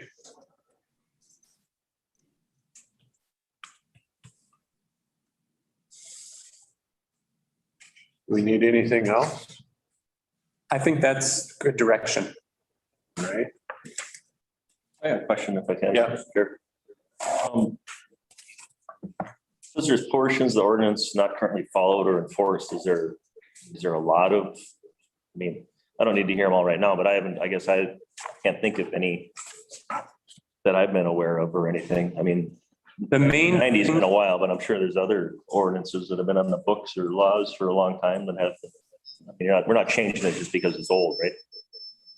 No, I think it's refining the policy so that it if it's not something that we intend to require licenses for, it'd be to remove that from the ordinance. If it's something that maybe for, like, it could happen that someone knocks on the door and wants to start a landfill in the community, and you kind of have to have the right ordinance tools in place. And it's a difficult place to manage that, where zoning is done by townships mostly, and then the amount of oversight on that will vary dramatically. But then the Minnesota Pollution Control Agency steps in, so it's kind of find where's that niche that kind of needs a local set of eyes. I think that's the goal. So does that help? Well, and then, in background, it says there's adverse judgments in court. Is our county been involved with the? So several of the East Central counties adopted that same ordinance that we have in the early 90s. And some of them, in trying to enforce the same ordinance, have had it overturned in court that the language was not enforceable. So it's ineffective. Portions of it. That has to do with probably designation. I think, and the one that I'm aware of was specifically about storing garbage on private property. People that were just kind of having mounds of garbage. So and the only thing we've found that we can do is if it becomes a public health nuisance, right? Mhm. Then we can get it cleaned up. That's the way it is right now. Do you have any thoughts or feedback on that? Just where the MPCA kind of, not to go too far in the weeds, but where you look to local communities on those issues. Right, so for perspective, because I manage the compliance and enforcement program for the state, and I have 2 representatives in the north that cover the entire northern half of Minnesota. And then I have 1.5 in the south. And then there's a few other in there that do special program initiatives. So from a compliance and enforcement and helping counties, Caleb's, I've worked a lot of, it's just comes down to resources. So we really lean on the counties to have some type of robust language that they can follow up with and through with enforcement. And again, it comes down to a resource language for you folks too, in regards to that. But I'm not sure if I'm getting at what your question was towards me. That's helpful. I think part of it is just, there can be some duplication, but there becomes a resource issue of sending someone from Brainerd out to Bruno when there's a complaint about solid waste, that oftentimes it's better when we can partner. It's more efficient use of public dollars. Right, like you talk about the garbage piling up outside somebody's house. You have to wait till it's a public nuisance potential issue, right? Whereas with the Pollution Control Agency, we could potentially go in there and make a case out of that with our solid waste rules, with illegal storage of solid waste on site. If it's been, if we can deem it by the pictures that it's reasonable to say that you've been storing this for a long time, you're not a permitted facility, therefore, you need to get it removed. And as we all know, the biggest dance that, in around updating ordinances and our rule, and we're going through the same thing with the state. I mean, ours go back to when the rule was circling and circle was actually promulgated back in the 80s. We're trying to update our state rule from back then. With this particular area of enforcement, you're looking at the majority of people we do enforcement on are the indigent, the poor, those that are in jail, just got out of jail, have sometimes a rap sheet longer than, the violations that we list on the property. It's a very difficult dance. So updating this, I think, is extremely important, and then making it valid and enforceable is hopefully the piece I can help, because you can write great language, but if you can't enforce it or you're not going to enforce it, it doesn't mean very much. So.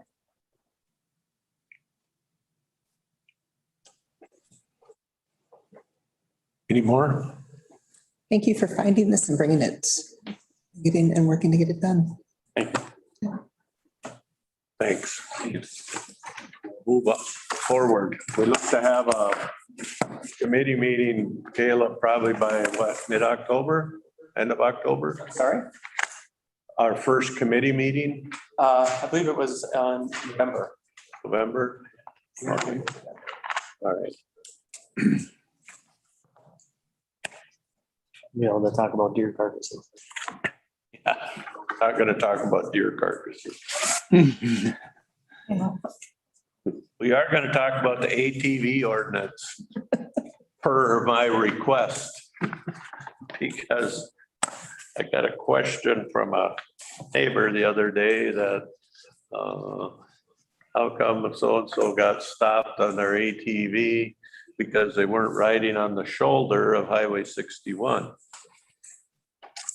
So I had no clue. I figured there must have been more to the story than I was hearing. There probably was.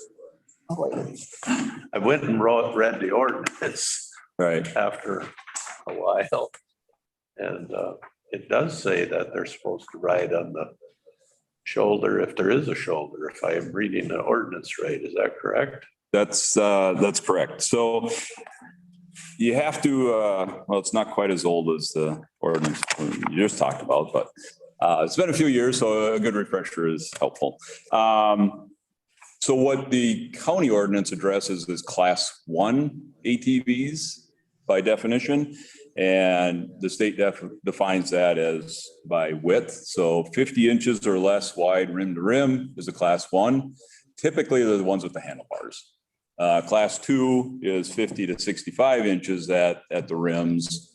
And typically those are the side-by-sides. There are some side-by-sides that don't qualify as a class 2 because they're too wide. But there's really not a good answer on what you do with those. So the state allows class 2 on roadways through their statute. So the ordinance only allows class 1s to basically join the class 2s, I guess is the assumption, in using the roadway.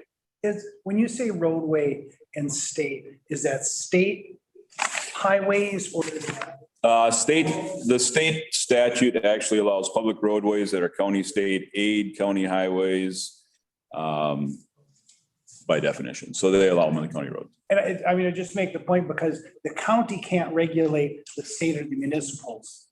Right. But the state can regulate the county and the municipals and the state.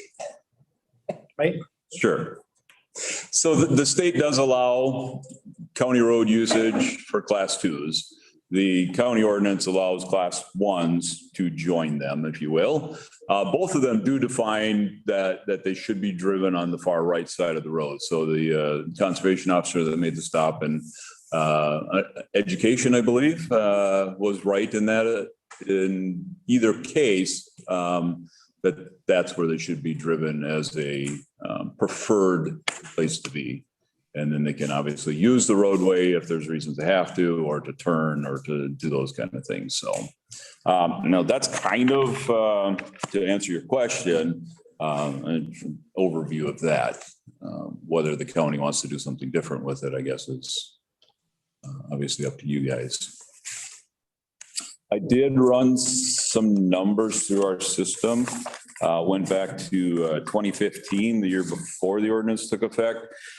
And just to give you some numbers of, so I looked at our ATV complaints, our ATV patrol calls that were called, our personal injury off-road vehicles, our ATV roadway accidents, and ATV trail accidents. And I'll just give you the group numbers instead of getting into each one of those. So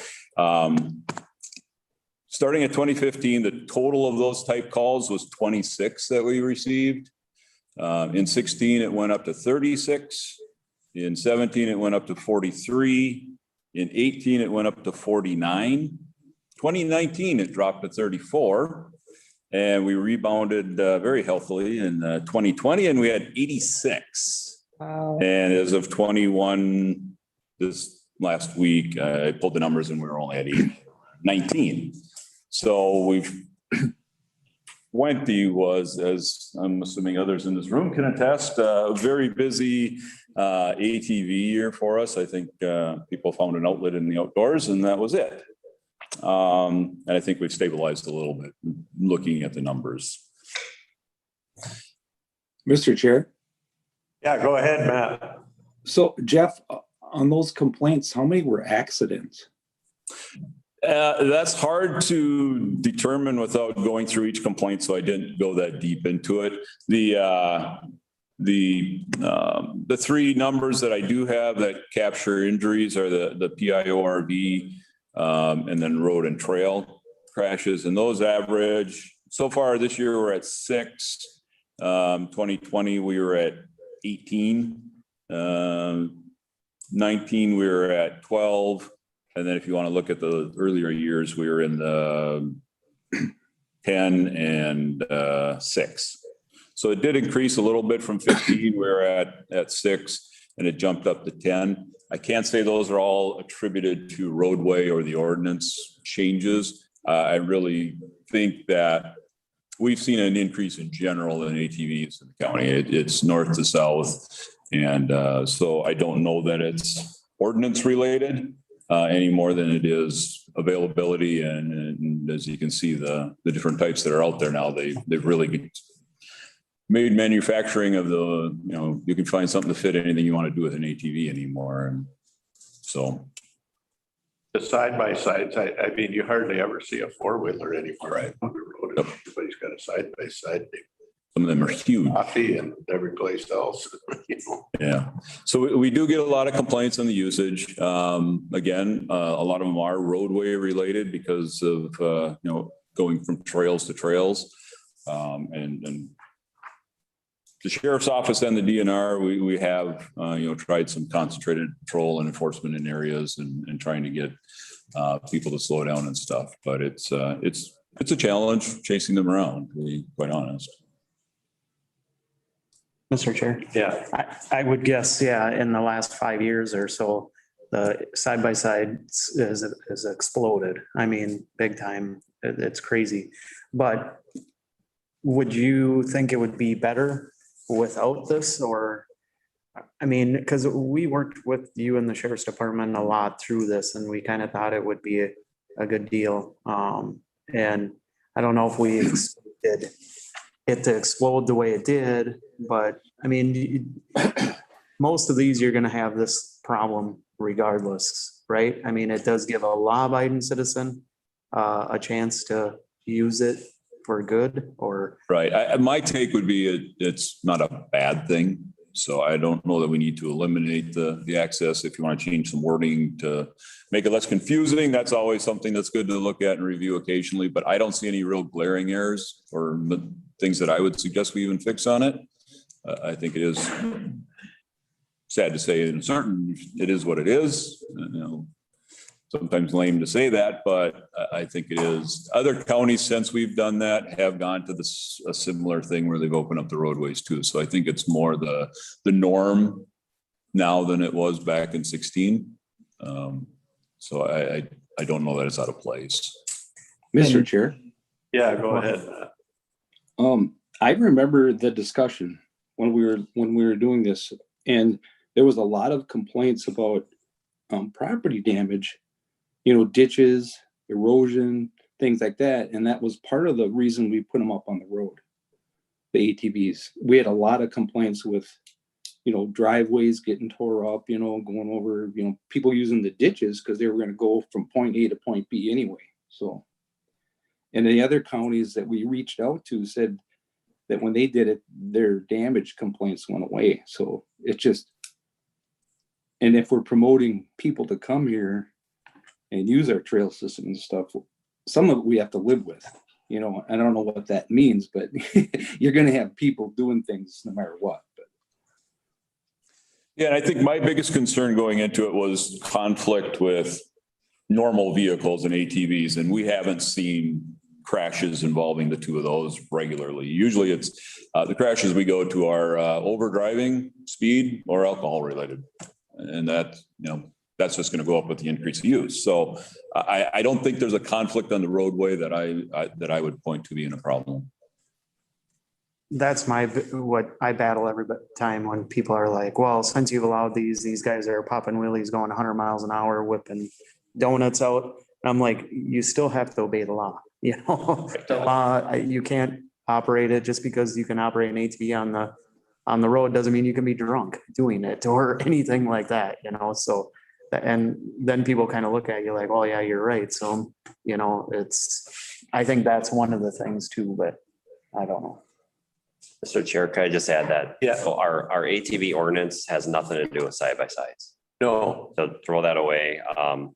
It only has to do with those little four wheelers, and that was only to prevent, the ditch erosion and stuff. So they pop them back on. But, as Commissioner Moore said, you have to follow all other traffic laws. You've got to be sober, and our ordinance also specifies that you've got to drive at a reasonable speed and consider the surrounding circumstances.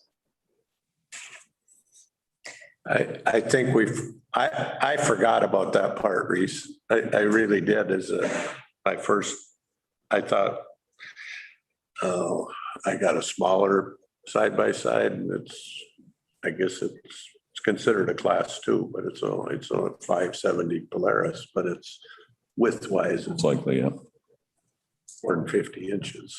So, Mr. Chair, can I ask a question? So if it doesn't include side by sides, I know that a lot of people get their side by side splicings. Does that mean that they can just drive them on the road, or how does that work? State statute allows them to ride on the road. Okay, They can, yeah. okay. On the right side. Whether or not, The right side, far right, obviously shoulder if it's available and all that kind of stuff. That's what I thought. I just wanted to make sure. and I think that's where the confusion lies.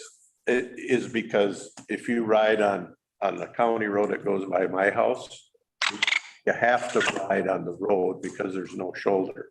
If you get on Highway 61, south of Pine City, there's a shoulder all the way to Rock Creek. You could ride over there. And I don't think the county deputies bother anybody there, but it is, you're supposed to ride for this right. And so when a guy gets pulled over by the DNR officer, they get all, Right. that guy's picking up. No, he's following what the law says. So we just forget what the law says. Right. And that's easy, one of those where, oh, you can ride in the county anywhere now. And Yep. so that's what you do. You're Yep. right anywhere in the county. So I think one thing we talked about is not being involved with the law enforcement or not knowing, but you can't just pull somebody over if you suspect them of doing something under the influence or anything like that, correct?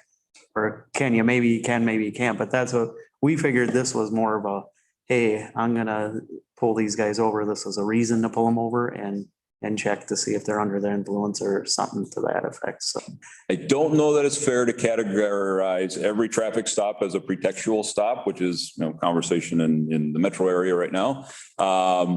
But certainly if we have a contact with somebody and there's something that expands that stop, that's part of normal course of business. So I think the education piece is huge though. And I think we do a good job of having contacts and lack of better wording, educate them, I'll say, we'll leave it at that, on where they should and shouldn't be without the fine or a ticket involved, just to try to get people into compliance. And hopefully they spread the word that, yep, they are doing traffic stops. And I learned that I can't ride down the middle of the road. I have to be on the right. And that, to me, that's the first course of public safety, of getting people educated. So again, what it turns into after you get that stop to educate somebody, sometimes there's tickets, sometimes there's arrest. And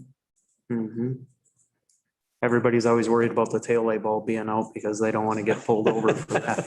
Have you ever written a ticket for a taillight bulb out? Probably not, but I have stopped people and had conversations about taillight bulbs. usually it's to lead to something else, I would guess, but I don't know. Oh, I have a question if I can.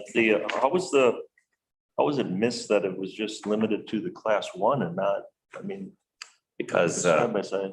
because the side by sides are regulated by state. So state law says if you have a side by side, you can drive it on the right-hand shoulder of a roadway. Right. And state law says if you have a class 1, the regular 4x4, you cannot be on the roadway and you have to be in the ditch. And then what the state did was they gave it kind of an escape clause that said, if you're a local jurisdiction and you want your class 1s up on the road with the class 2s, you can pass an ordinance to do that. And that's what we did here after, the complaints and stuff about tearing up the ditches and the highway department having to go out and spend a lot of money on rebuilding things. So, And that's where I'm going with that. So Yeah. it doesn't stop the side by side if they want to continue to go in a ditch and cause erosion. That part is confusing, JJ, because it says the entire roadway, which includes any of the right of way. So if like from in Sturgeon Lake is a good example. There's ruts probably past your house. They're fixed now. Ditch. They're actually doing, the erosion problem went away when they came and fixed. There was language in here for signage that the county could put signs in the ditch. They actually put some lath and it worked. They've been respectful and the vegetation is back. Reason I'm asking with that is several people brought it to our attention with the money and everything that was spent in Willow River now with the reconstruction of the dam. There was individuals that were going up in the dam property, so they actually banned all that. But then the ditch there, the erosion and everything seems to be running right into the river anyway. And if you can stop the class 1 limiting, there's nothing then stopping. If you want to continue to run a side-by-side, you can continue to go anywhere you want on that right away then, right? You could put signage or something there and is that a county road? Yeah. Yeah. Okay. And there is also, if it's part of an ATV designated trail system and the roadway connects in that already was open to 1s and 2s already. So there are some roads that probably, 46 is part of that trail system out there. So that would pick up 1s and 2s before the ordinance was in effect. Yeah, Willow seems to be kind of a hot spot now, and especially drawing attention with all the work they did with the dam and everything else. But then from the edge of, well, the wood line or the back slope, it's running in the river, and I guess People will jump up and down to get around the river there. And so basically a side-by-side can go in the ditch if they want. They can. And again, the city or county maybe should have a conversation about restricting that to keep that from happening because it's going to go into the river. Well, I mean, to me, if it's working with the class 1 and helping with the erosion and passing our last ordinance with the no wake zone and erosion on the lakes and maybe it should be looked at that. Still a problem. We would prefer they all drove on the roadway. I mean, really, I think it's safer. And when we first passed this, we had discussed a ditch ban because part of this was just keep everybody out of the ditch. But we were gonna, I think, isn't it written where we can designate certain areas and I think where you're talking right in Sturgeon Lake there, that was considered. But if you talk to Mark, I think would be the one to talk to. Right. And right now it's Willow River. You can, anybody driving home wants to take scenic 61 and check it out or when you're up there. And like I said, the dam's been fixed, but now it's running. And I'm sure Mark does a great job. Oh, yeah. When they replace those box culverts, that's why they left that paving. I'm sure they can restore and fix. But it's still we could, if they want to, they still can do what. We could sign that and then that would take care of that probably issue. Yeah, and any other areas, it's just this one has been brought to my attention several times. I was hopeful to just wait when they're there to save money, when you're already doing the box culverts and replacing that, then they can address it. Dress it up.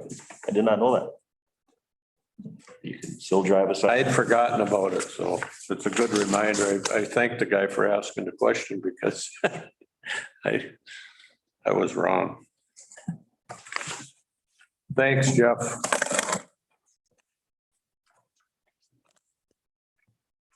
Budget.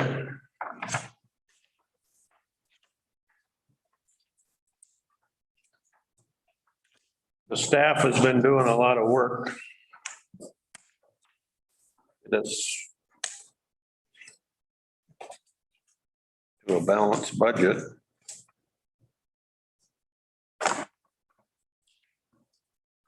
I start with the memberships. Yeah. So in your packet was a list of memberships that the county maintains associated primarily with the county board. It doesn't include, like the sheriff's association sort of ones. But I just thought I would call those out. I don't think we've ever listed these before, or certainly not in recent years, just to do a check and make sure that they make sense. And a lot of them are budgeted for in different places. So I kind of identified where they show up in the budget.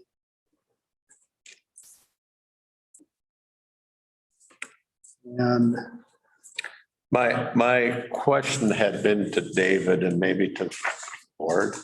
is we've been a member of rural counties for just a few years. Because we thought, we needed some more help from a rural county perspective. $2,500, it's not gonna balance our budget, but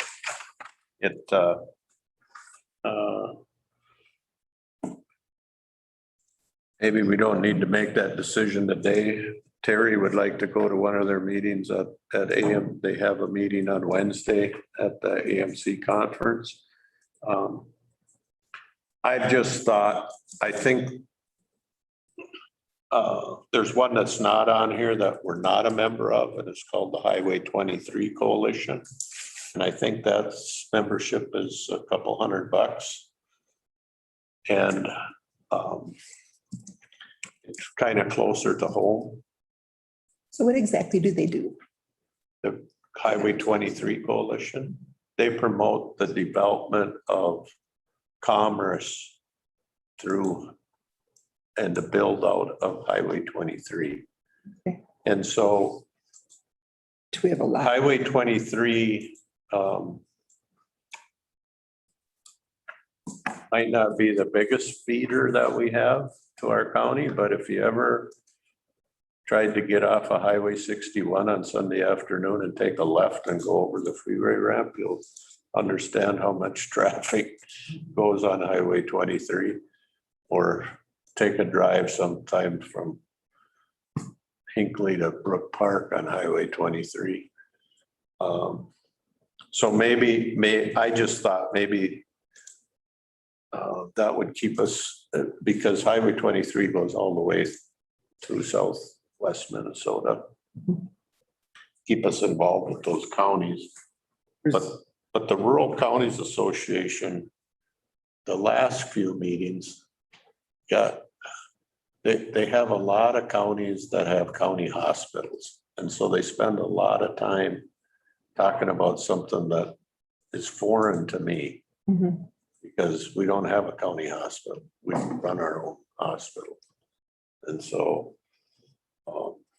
they do a lot of good things, but. Mr. Chair. Yeah. So, as far as rural counties goes and AMC, we have AMC breaks out into the districts, which really, I think, reaches out to the right rural. So are we doubling up on that? I mean, do we feel like there's a benefit to rural counties? Because I don't see it, but. Well, that's where I'm coming from, Matt. I didn't, in the last couple of years, I haven't seen the huge benefit. I was trying to get them to help us advocate for some PILT a couple of years ago, and Yep. most of them don't know what I PILT understand. is. Yep. So, until they finally got a little piece of PILT money in Brown County or something because of some wildlife management area, then they were worried about it, but I don't know. I would be fine if we if we cancel that membership myself. That's where I sit, so. Well, I would even say it like, because you've been on the board or you've been going to the meetings, but maybe Terry, check it out. Yeah. See what you think of it. Join him tomorrow. Okay. Yeah. And do you remember what the 23 was? Was it less than $1,000? Yeah, it It was was cheap. like 250 or Does this cover the under. all the way up to Duluth? To Hinckley. Oh, To Hinckley. To Hinckley. Really. okay, That's the part they're concerned about. okay. Yeah, they gave a presentation about a year or two ago. Yes. They came to a county board meeting, remember? That? Yeah.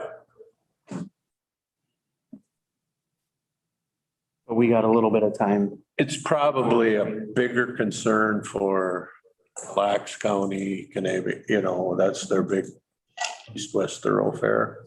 We've kind of forget about it here because we got 35 going north and south. Oh, I take 23 a lot. Yeah, I do too. I drive on 23 a lot, but I don't get on it in Pine County very often. Yeah, they want to make it a freeway all the way to 35. that's their goal in the end. And being really close to it, I know it's busy. Yeah, it's I busy. drive it And almost maybe every day, we're missing the boat there. especially right where 35 and 23 come together. Especially if we start talking about enhancing that freeway exchange to get to properties south of Hinckley. Yeah. That would, we might need their help. And just in the last couple of years, we've had a fair amount of fatalities right there, haven't we? I mean, just right. Yeah, We've had some issues in the 35 first few miles. Yeah, well, I know because we just live off the Wildwood there, and if you're coming west to get off on a busy weekend, like I look in my rearview mirror because people come 65 miles an hour and don't expect you to turn. So, and I'm like, well, I have to take evasive measures. The other day, there was a person on the gravel and I was sitting there and they must have went 65 right around me on the right-hand side and half in the gravel. And like, oof, this didn't look good. That work is crazy. Yeah, it really plugs up on holidays and fishing, opening and fishing and things like that. So. anyway, Fridays. take a look at it, Terry, on Wednesday. Yeah, yeah. I know you've been talking about it for a long time.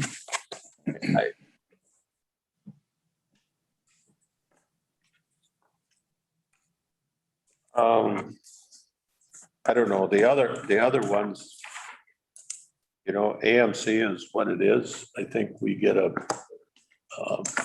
big bang for our buck. Certainly Arrowhead Counties has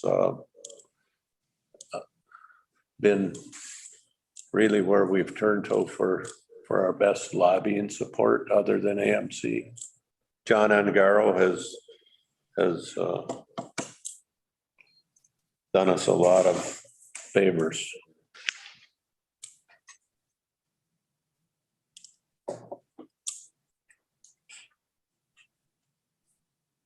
All right, that was the easy part. Okay. Let's move to the harder.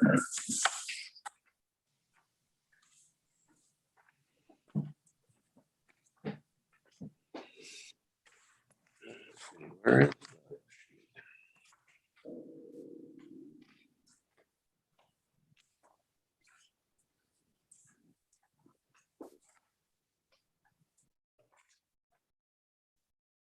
Might not I have it. don't have it. Yeah. Did with it.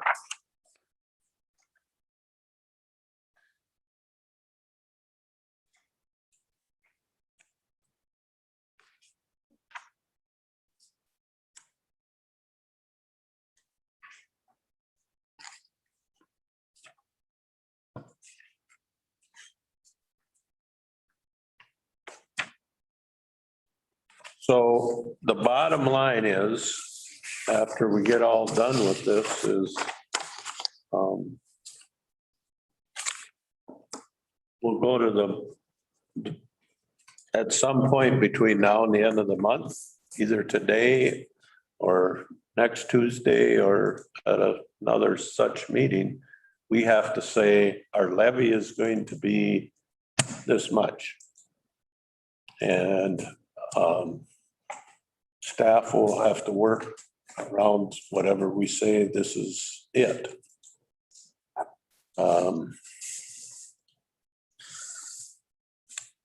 David has prepared some, you know, things that compared us to our neighbors, which we can take or leave. I'm sure most of us have had that chat with our neighboring county commissioners at various meetings we've been at, and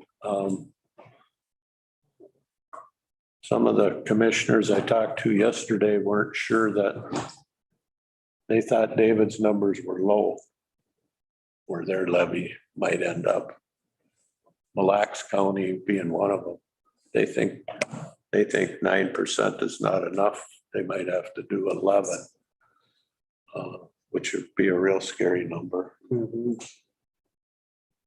But then you've got like Kneebick, who they're not stepping up to do a lot of things. You know, they're just saying no to things. And then their budget's going up 3%, you know, where we're being more proactive than that also.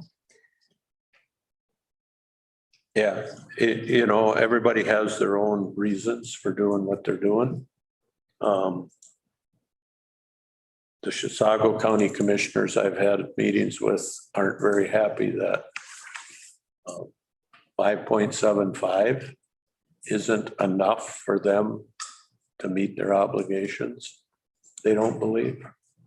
And those are traditionally some pretty conservative board members. They've just been around a while and they know that reality is they need money.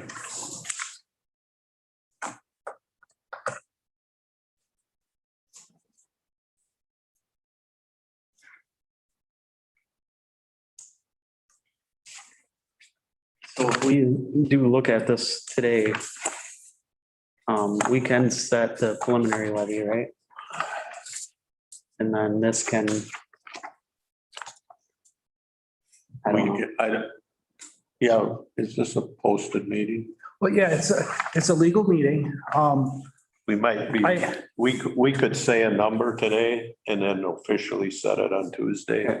yeah, I would look at Reese as I say this. We put on the agenda, discuss preliminary levy amount. Okay. And so a special meeting can only do what the agenda says you were gonna do. So I think the safest course would be have whatever discussion you want, but next Tuesday, at the regular meeting, they actually set. I think we could certainly have a pretty firm number and then come back next Tuesday and ratify it, so to speak.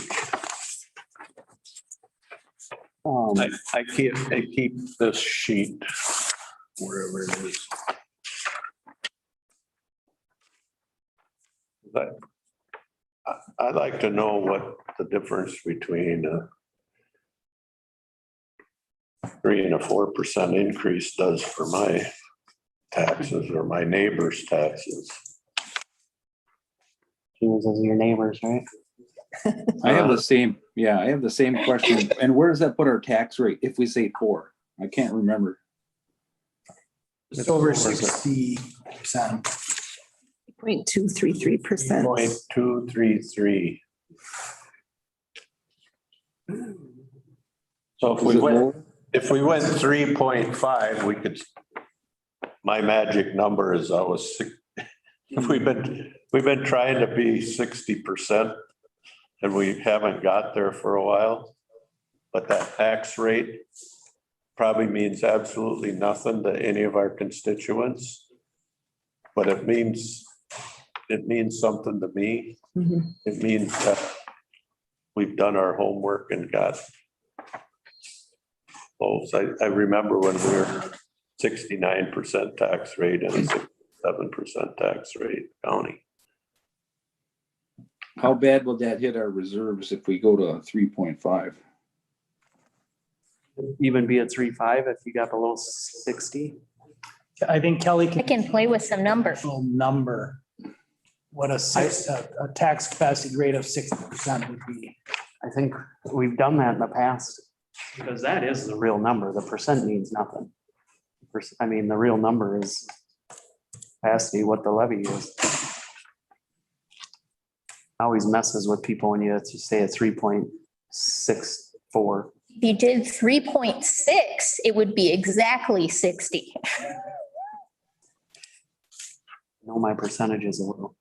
And what's the dollar associated with that?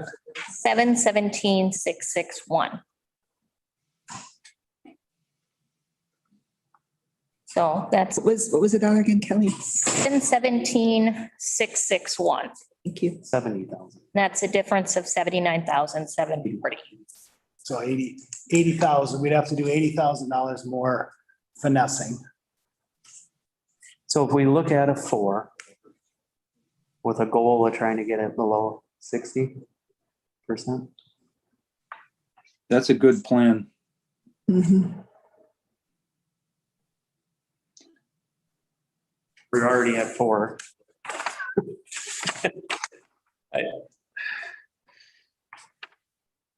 Well, I think we have to say 4 is, we can set 4 as a ceiling, I think, right? Yep.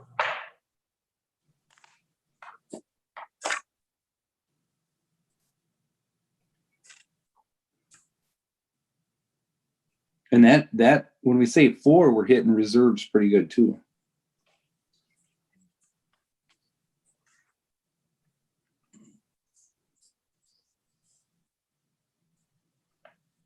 You're just looking for kind of a consensus. Well, I'm kind of looking for, that you feel confident that next Tuesday you can set the preliminary levy. In order to meet whatever target you set, the changes to the preliminary budget have to be acceptable, right? So I put together a laundry list. Yep. Some of it is pretty clear and concrete, and some of it is a little amorphous. And you can tell as you go through the list, when you get to, is it number 15? No, Well. 17. Oh, there's two 17s. Oh, You get to the first 17. It balanced, well, it was within $500 of balancing yesterday. And then I found an arithmetic error that put it out of balance by about $3,500. And so I just made up this thing called miscellaneous revenues. Because I believe, right, in a $50 million budget, $3,500 is a, you can work that through, right? But with the exception of number 17, number 16 is probably a little made up. The sheriff has always overspent on what the budget for overtime is. So, you know, do we increase the budget? Do we leave the budget? How much, you know, do we expect? We're adding a little bit of staff. That maybe helps, but it probably doesn't help enough. And I think Jeff would agree with that. We're always gonna do on like 15, people are leaving, people are being hired, that changes what the pay is because maybe someone comes in at step 1 versus the top. So we'll always have those little changes until the budget is finalized.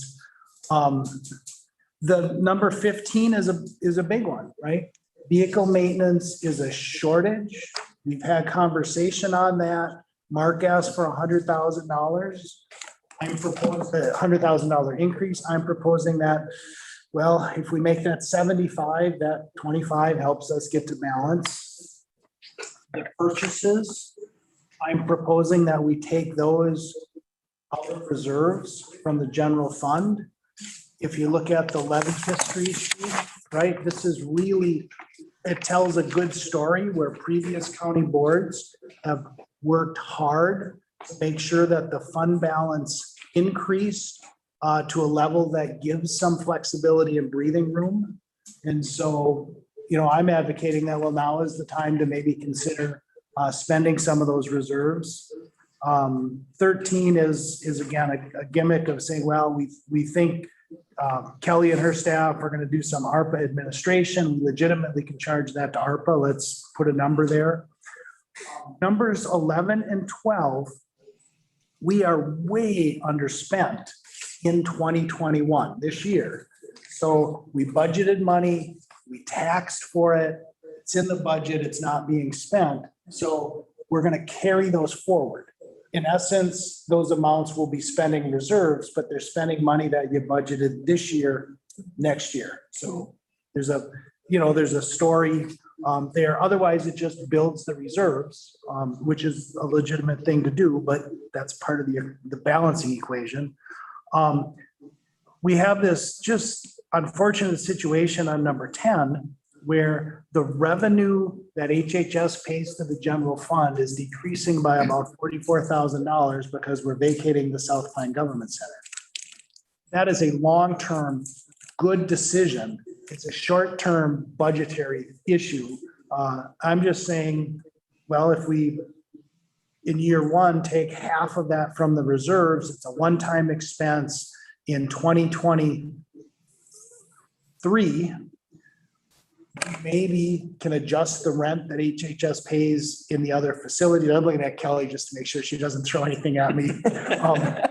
Because they're supposed to pay a market rate. Just nipping away, just like looking at the memberships of the board, right? Each department has memberships and training and whatnot. We added some money in the proposed budget. I think we can take a little bit out and be fine. The number 8 is our labor attorney. We never spend all of that money. That's always been just an in case fund. If we take 20 of that and leave 10, we're gonna be fine. The evening report. Remember that was $165,000 in 2008. But you also have to look that employee morale is way better since the county stepped up. It's a double good thing. Yeah. that This board did way back when Edmond Bryant said, we can do better Yes. than that. I remember taking the 0% because of Edmond Bryant, because of the honesty that he came to us with. Makes a difference. And number 7, we can capture a little admin in that grant that we haven't been. Number 6 is just, a better calculation on the amount of the reimbursement to expect. We moved a lot of funding out of the recorder fund into IT this year. This is pushing a little bit of it back. Buying the sheriff radios out of ARPA. And these actually are in the 2021 budget, I think. Is that correct? So I'm getting a yes from Jeff and a. Well, there was an increase you were asking in the 2022 budget that was noted for There radios was. as well. Yes, but 21 should have had 20,000 in it. Yeah. And then 15 for 15 next was an year. increase, so. But in any case, we think we can just save all of that general fund money and use ARPA funds. The budgeting dispatch at 90%, Rod talked about how he does that in the jail because there's always vacancies. We never spend 100%. This just is a gimmick that creates a reduction of $62,000 that we have to come up with. Doesn't decrease the staffing level, doesn't not hire a person. It just recognizes that we, are not going to spend that money. If the stars all align and dispatch is 100% staffed and we overspend the budget by $60,000, I will, at the end of the year, say that was my bad judgment, but it's still okay. The ag educator that I know this has been a really important service that the county has worked hard to get. We're able to save a lot of money by putting it or leaving it at half-time rather than going to full-time. And then we know that Jeff has proposed a lieutenant. It's, an expensive position. And that's clearly the reason why it's on the list is because it's an expensive position we don't currently have. So that's kind of my laundry list. There's hundreds of other ways to get to the same numbers. Is there anything in anybody's budget that we're budgeting for that we can think we might be able to spend ARPA funds on that we're not presently planning on? I was excited to see the radios come out of ARPA. Well, we're gonna do that. Oh, is it? We've got that noted. Yep. But are there Excited about it. computers, are there copiers, are there somethings? I don't know. We don't think so. And Leslie is conveniently left because she's following ARPA pretty closely too. If there are, those are decisions that we can always make during the year. And we saw the CARES Act guidance change over time. The ARPA guidance will change over time. So there's always the potential that it loosens to the extent that we're able to provide some additional gives us some additional opportunities to spend on county stuff. So Kelly, I'm looking, 20,000 for the auditor treasurer. Could that be more? Could we take more from ARPA with the time that you and Melissa spend doing?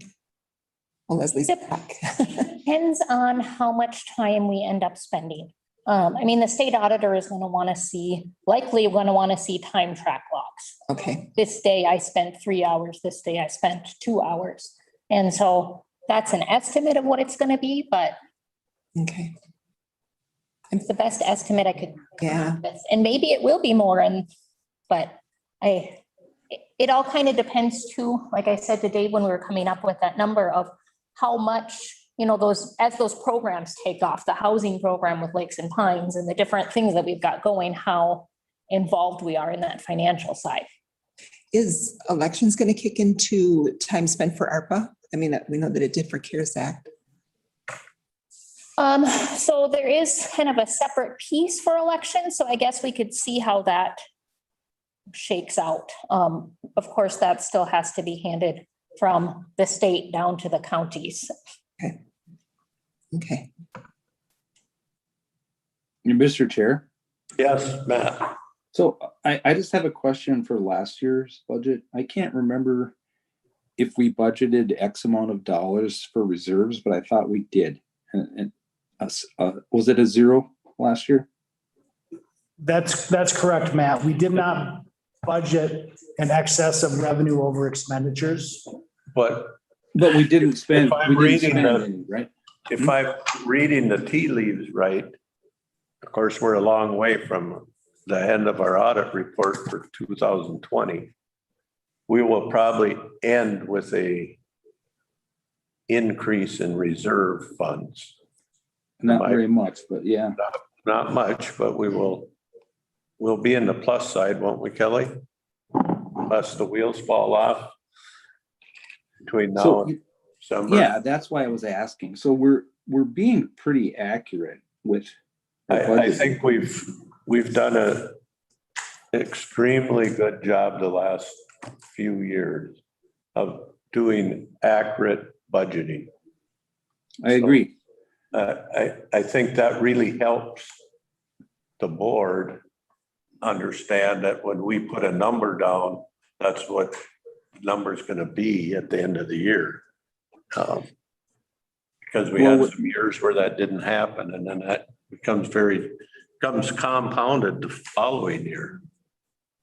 If you went over budget by 200,000 in one department, now you're catching up from last year, and you gotta build that into next year. I have to say, we have some really amazing department heads. Oh, we do. Back and do what they need to do and to keep that budget going. So thank you to all of them.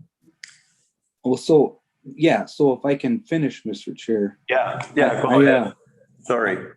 No, that's, you weren't interrupting. That was good discussion. So I think we're rate, I know we have reserves. I think, what are you at, 27% of our budget, but we have to be able to do business if something crazy happens too. So I don't mind if we spend a little out of reserves this time. But I think I say that cautiously because we have overtime hanging out there that could ding us easy. Because I know how law enforcement is. You can't control that. No, but we have, if you look at that levy history and see our unrestricted fund balances, we've done an amazing job in the last 10 years of getting ourselves to a position where we can talk with confidence that our numbers are pretty close. And if we have to dip into reserve a little bit, we can. That's exactly the point I'm trying to make. So I think I like the way this is broke down in that summary by David. So yeah, that looks good to me. I'm just looking at the levy history. There's one year that it actually, or the fund balance history, And there's one year that it decreased. And I know there was, and that was 2015 to 2016. And I know there was a year where the general fund transferred $500,000 to the highway fund. I wonder if that was the year. It could be because that's the year they shifted the way the state allowed the highway department to advance their money. Because we used to be able to, when Mark had a project, he used to be able to submit the plans and he got the money up front. And back when you got 5% interest on your money, if you had $6 million worth of projects approved and you got $6 million that you got to put in the bank for a year at 5% interest for a project that wasn't going to happen for 12 months, it was a pretty good deal. So I don't know that for sure. And I don't know if Kelly, if you're looking that up right now or if you can, but there may have been a reason why that one year was not an increase in that what really was a very deliberate attempt to build the fund balance. And there were many years where there was an increase built into the budget. Yes, yes. We were in a hole for a while there with. Yeah, if highway wouldn't have had those funds, we would have had to borrow money to make payroll. Yeah. Too much.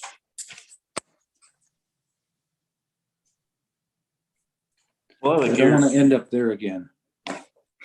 like your idea of with the ARPA to really, dig deeper and look, ultimately you have to give it back if you don't use it. Yeah, we're not going to give it back. Right. Uses. But I think we, or a new set of eyes maybe looking at it or Yep. task all of us to look at the list of what you need and we can, just for example, stormwater. I think everybody might have been thinking, some people might have been thinking, I always use the phrase stormwater with your city sewers, your curb, your gutter, your pipes, your infrastructure. But one thing we did for up north for the lake, well, stormwater is rainwater, and ARPA, we made it work to help there. Maybe a new set of eyes looking at what we can use ARPA for, or just, completely dig through that as much as we can. Jump on what you. I think we all, it's on all of us. We go to conferences, you listen to what your neighbors and colleagues are doing. Some things we don't want to do that they're doing, but sometimes I think you know what I mean. I think like David said too, it's going to change tomorrow. It's changed so many times already that tomorrow there may be different options that we can use it for that we don't have today.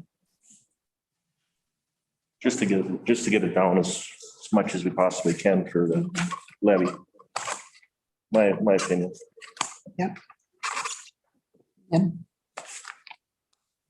Are we okay? I think we're okay if I can restate where I Yep. think we're ending and what my tasks would be going into next Tuesday. If you leave it vague, as in, we kind of think what you've presented is a decent plan to get the budget to balance. And we'll set the levy next Tuesday somewhere between 3% and 4%, then I probably won't do anything. If you say, we are going to maintain, for example, if you say, we really want to maintain the levy tax capacity rate at 60%, which means the increase is 3.6%. We want to see a budget balance at that increase, then that will be our direction for next Tuesday. Does that make sense? Without some specific target, we're just moving chairs Right. on the Titanic. With a specific target, we can say, this will do it. This will make it work at that amount. Whether it's 3.6% or 3% or 4%, or you name the number. But that's the direction I'm looking for. But there's no question in my mind, if you're generally comfortable with what's on the table right now, that the levy in that 3.5-ish range, right, is workable. It is in my mind. But a 3.6? Is that what you're thinking? Just because I'm got that block in my mind. That's between the 3 and the 4 too, so that's right where I was right in that area. I know if I tell my neighbors we're levying for a 60% tax rate, I could just as well tell them some nuclear physicist formula, because it never meant anything to me until I worked with budget. But it is important, I think.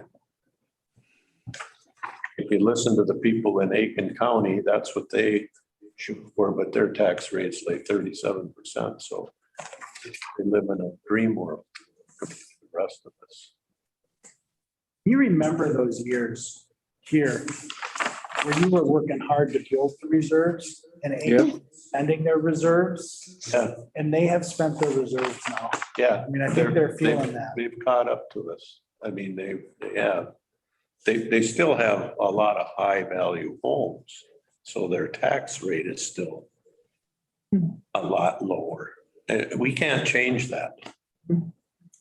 Leslie can't. Oh. Yeah, we're working on changing it. We have changed it. We've changed it almost 10 points, our tax rate.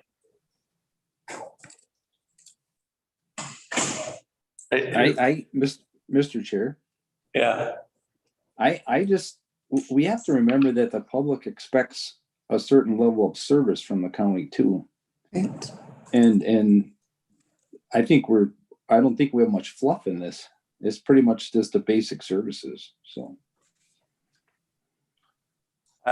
that's good to remember, Matt.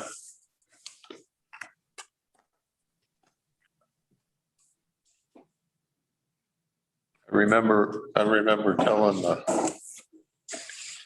where my office was in the school, telling the administration there, you can really save a lot of energy. Just turn the thermostat if you want to 45 degrees. And, Thank you for bringing that up. So one of the comments that I've heard the most out of all the years that I've worked here, and this was even here at a meeting the other day, was why are our lights on all the time? Why are there so many lights on? What is the electric bill like? Is that something that we can cut back? We can work, we have a lot of lights that are on automatic motion sensors. And some of them are defective, so they always are on. Okay. And so it's a constant replacement process. And then a lot of them are just switches that people just turn on and it needs to be turned off.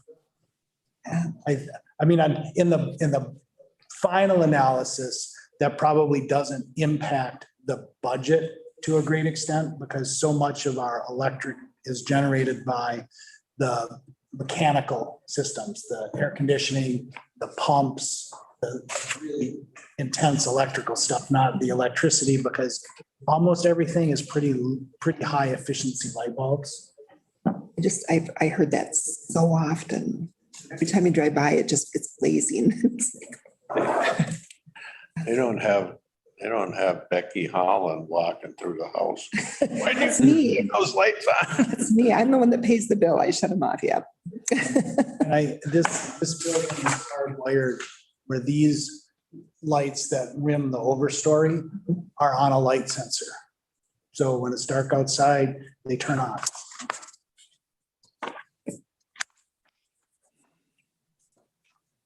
Why, but they weren't on when I got here this morning, and they usually are. So I don't know if there's- Maybe somebody cut that wire. Becky came. Well, are we okay for next Tuesday? At Yeah. 3.6.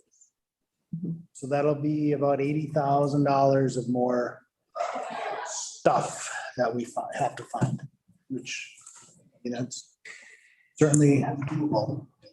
I don't know if Kelly agrees. It's easy for us, Kelly. Yeah. well, I mean, I think the reality is that there's not really a hard cut on any of this list, right? We're not eliminating positions, we're not eliminating services. We're playing with the numbers to get them to work. And whether the budget is whether the levy increase is 3.6% or 4%, that's probably what we're doing. We're making the numbers work. We're not cutting services. Which if you want to cut services, that's a different conversation. If you go below 3, right, that's clearly the conversation. Or you'd have to start using things that were really, you couldn't with a straight face pass off as good budgeting. Yeah, we've been pretty careful to budget in reality, I would call it. So. Any other business before we have to, how do we do this? We got to close this meeting? Yes, and so, because I know there's some staff, although most everyone has left, but I think Jeff is interested, and Terry had a conflict, so he might join remotely, and Becky was gonna try to join remotely, but anyways, we set it up. So we were gonna try to not have to leave this room, and Ryan was gonna work miracles on the technology. Thank so you, that Leslie. Matt would exit this meeting and then join the other link that I sent. Matt, are you there? You look like you're frozen. No, I'm here. Okay, so if you want to close the meeting, if you look at the agenda sheet, there's a proposed motion. You'd close the meeting by an affirmative vote, and then Matt, you would exit this Zoom meeting, join the other link, and then we do the closed meeting. And then Ryan would do the change to put us back into the meeting Zoom. But the purpose of putting it at the end was so that there's no expectation that there's going to be any public or that there's going to be any decisions required at this point that would have to be made in public. So I need a motion to go into closed session this week. I move to go into closed session as allowed by Minnesota statutes 13D.05. Yeah. Sub 3B, attorney-client privilege to discuss the case Pine County versus Purdue Pharma LP. ETAL number 19 CV 01907. I'll second that. Thank you. I was digging all over to Any find it. discussion? Do we get a 2-minute break? Debbie, can you call the roll? District 1, Chair Holland. Yes. District, excuse me, District 2, Commissioner Moore. Aye. District 3, Commissioner Lovegren. Aye. District 4, Commissioner Waldham. Yes. District 5, Commissioner Ludwig. All right. Thank How you. much time are you giving me to move and flip here? 2 minutes? I heard a request for a Quick break. break over here. 2-minute break. Stretched into 3.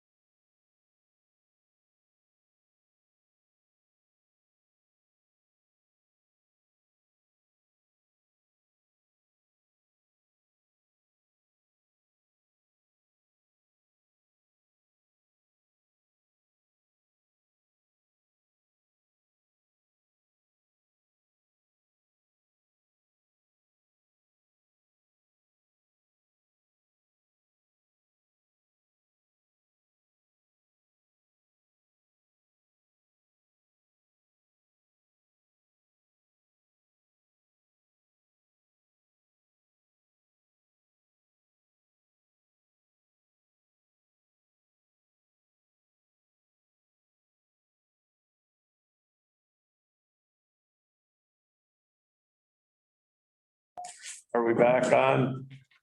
Ryan? You can officially hear. Deb, can you hear us?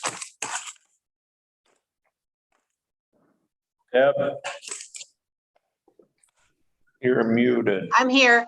Okay. All we're gonna do is adjourn, I believe. No other business come before the board. Declare the meeting adjourned.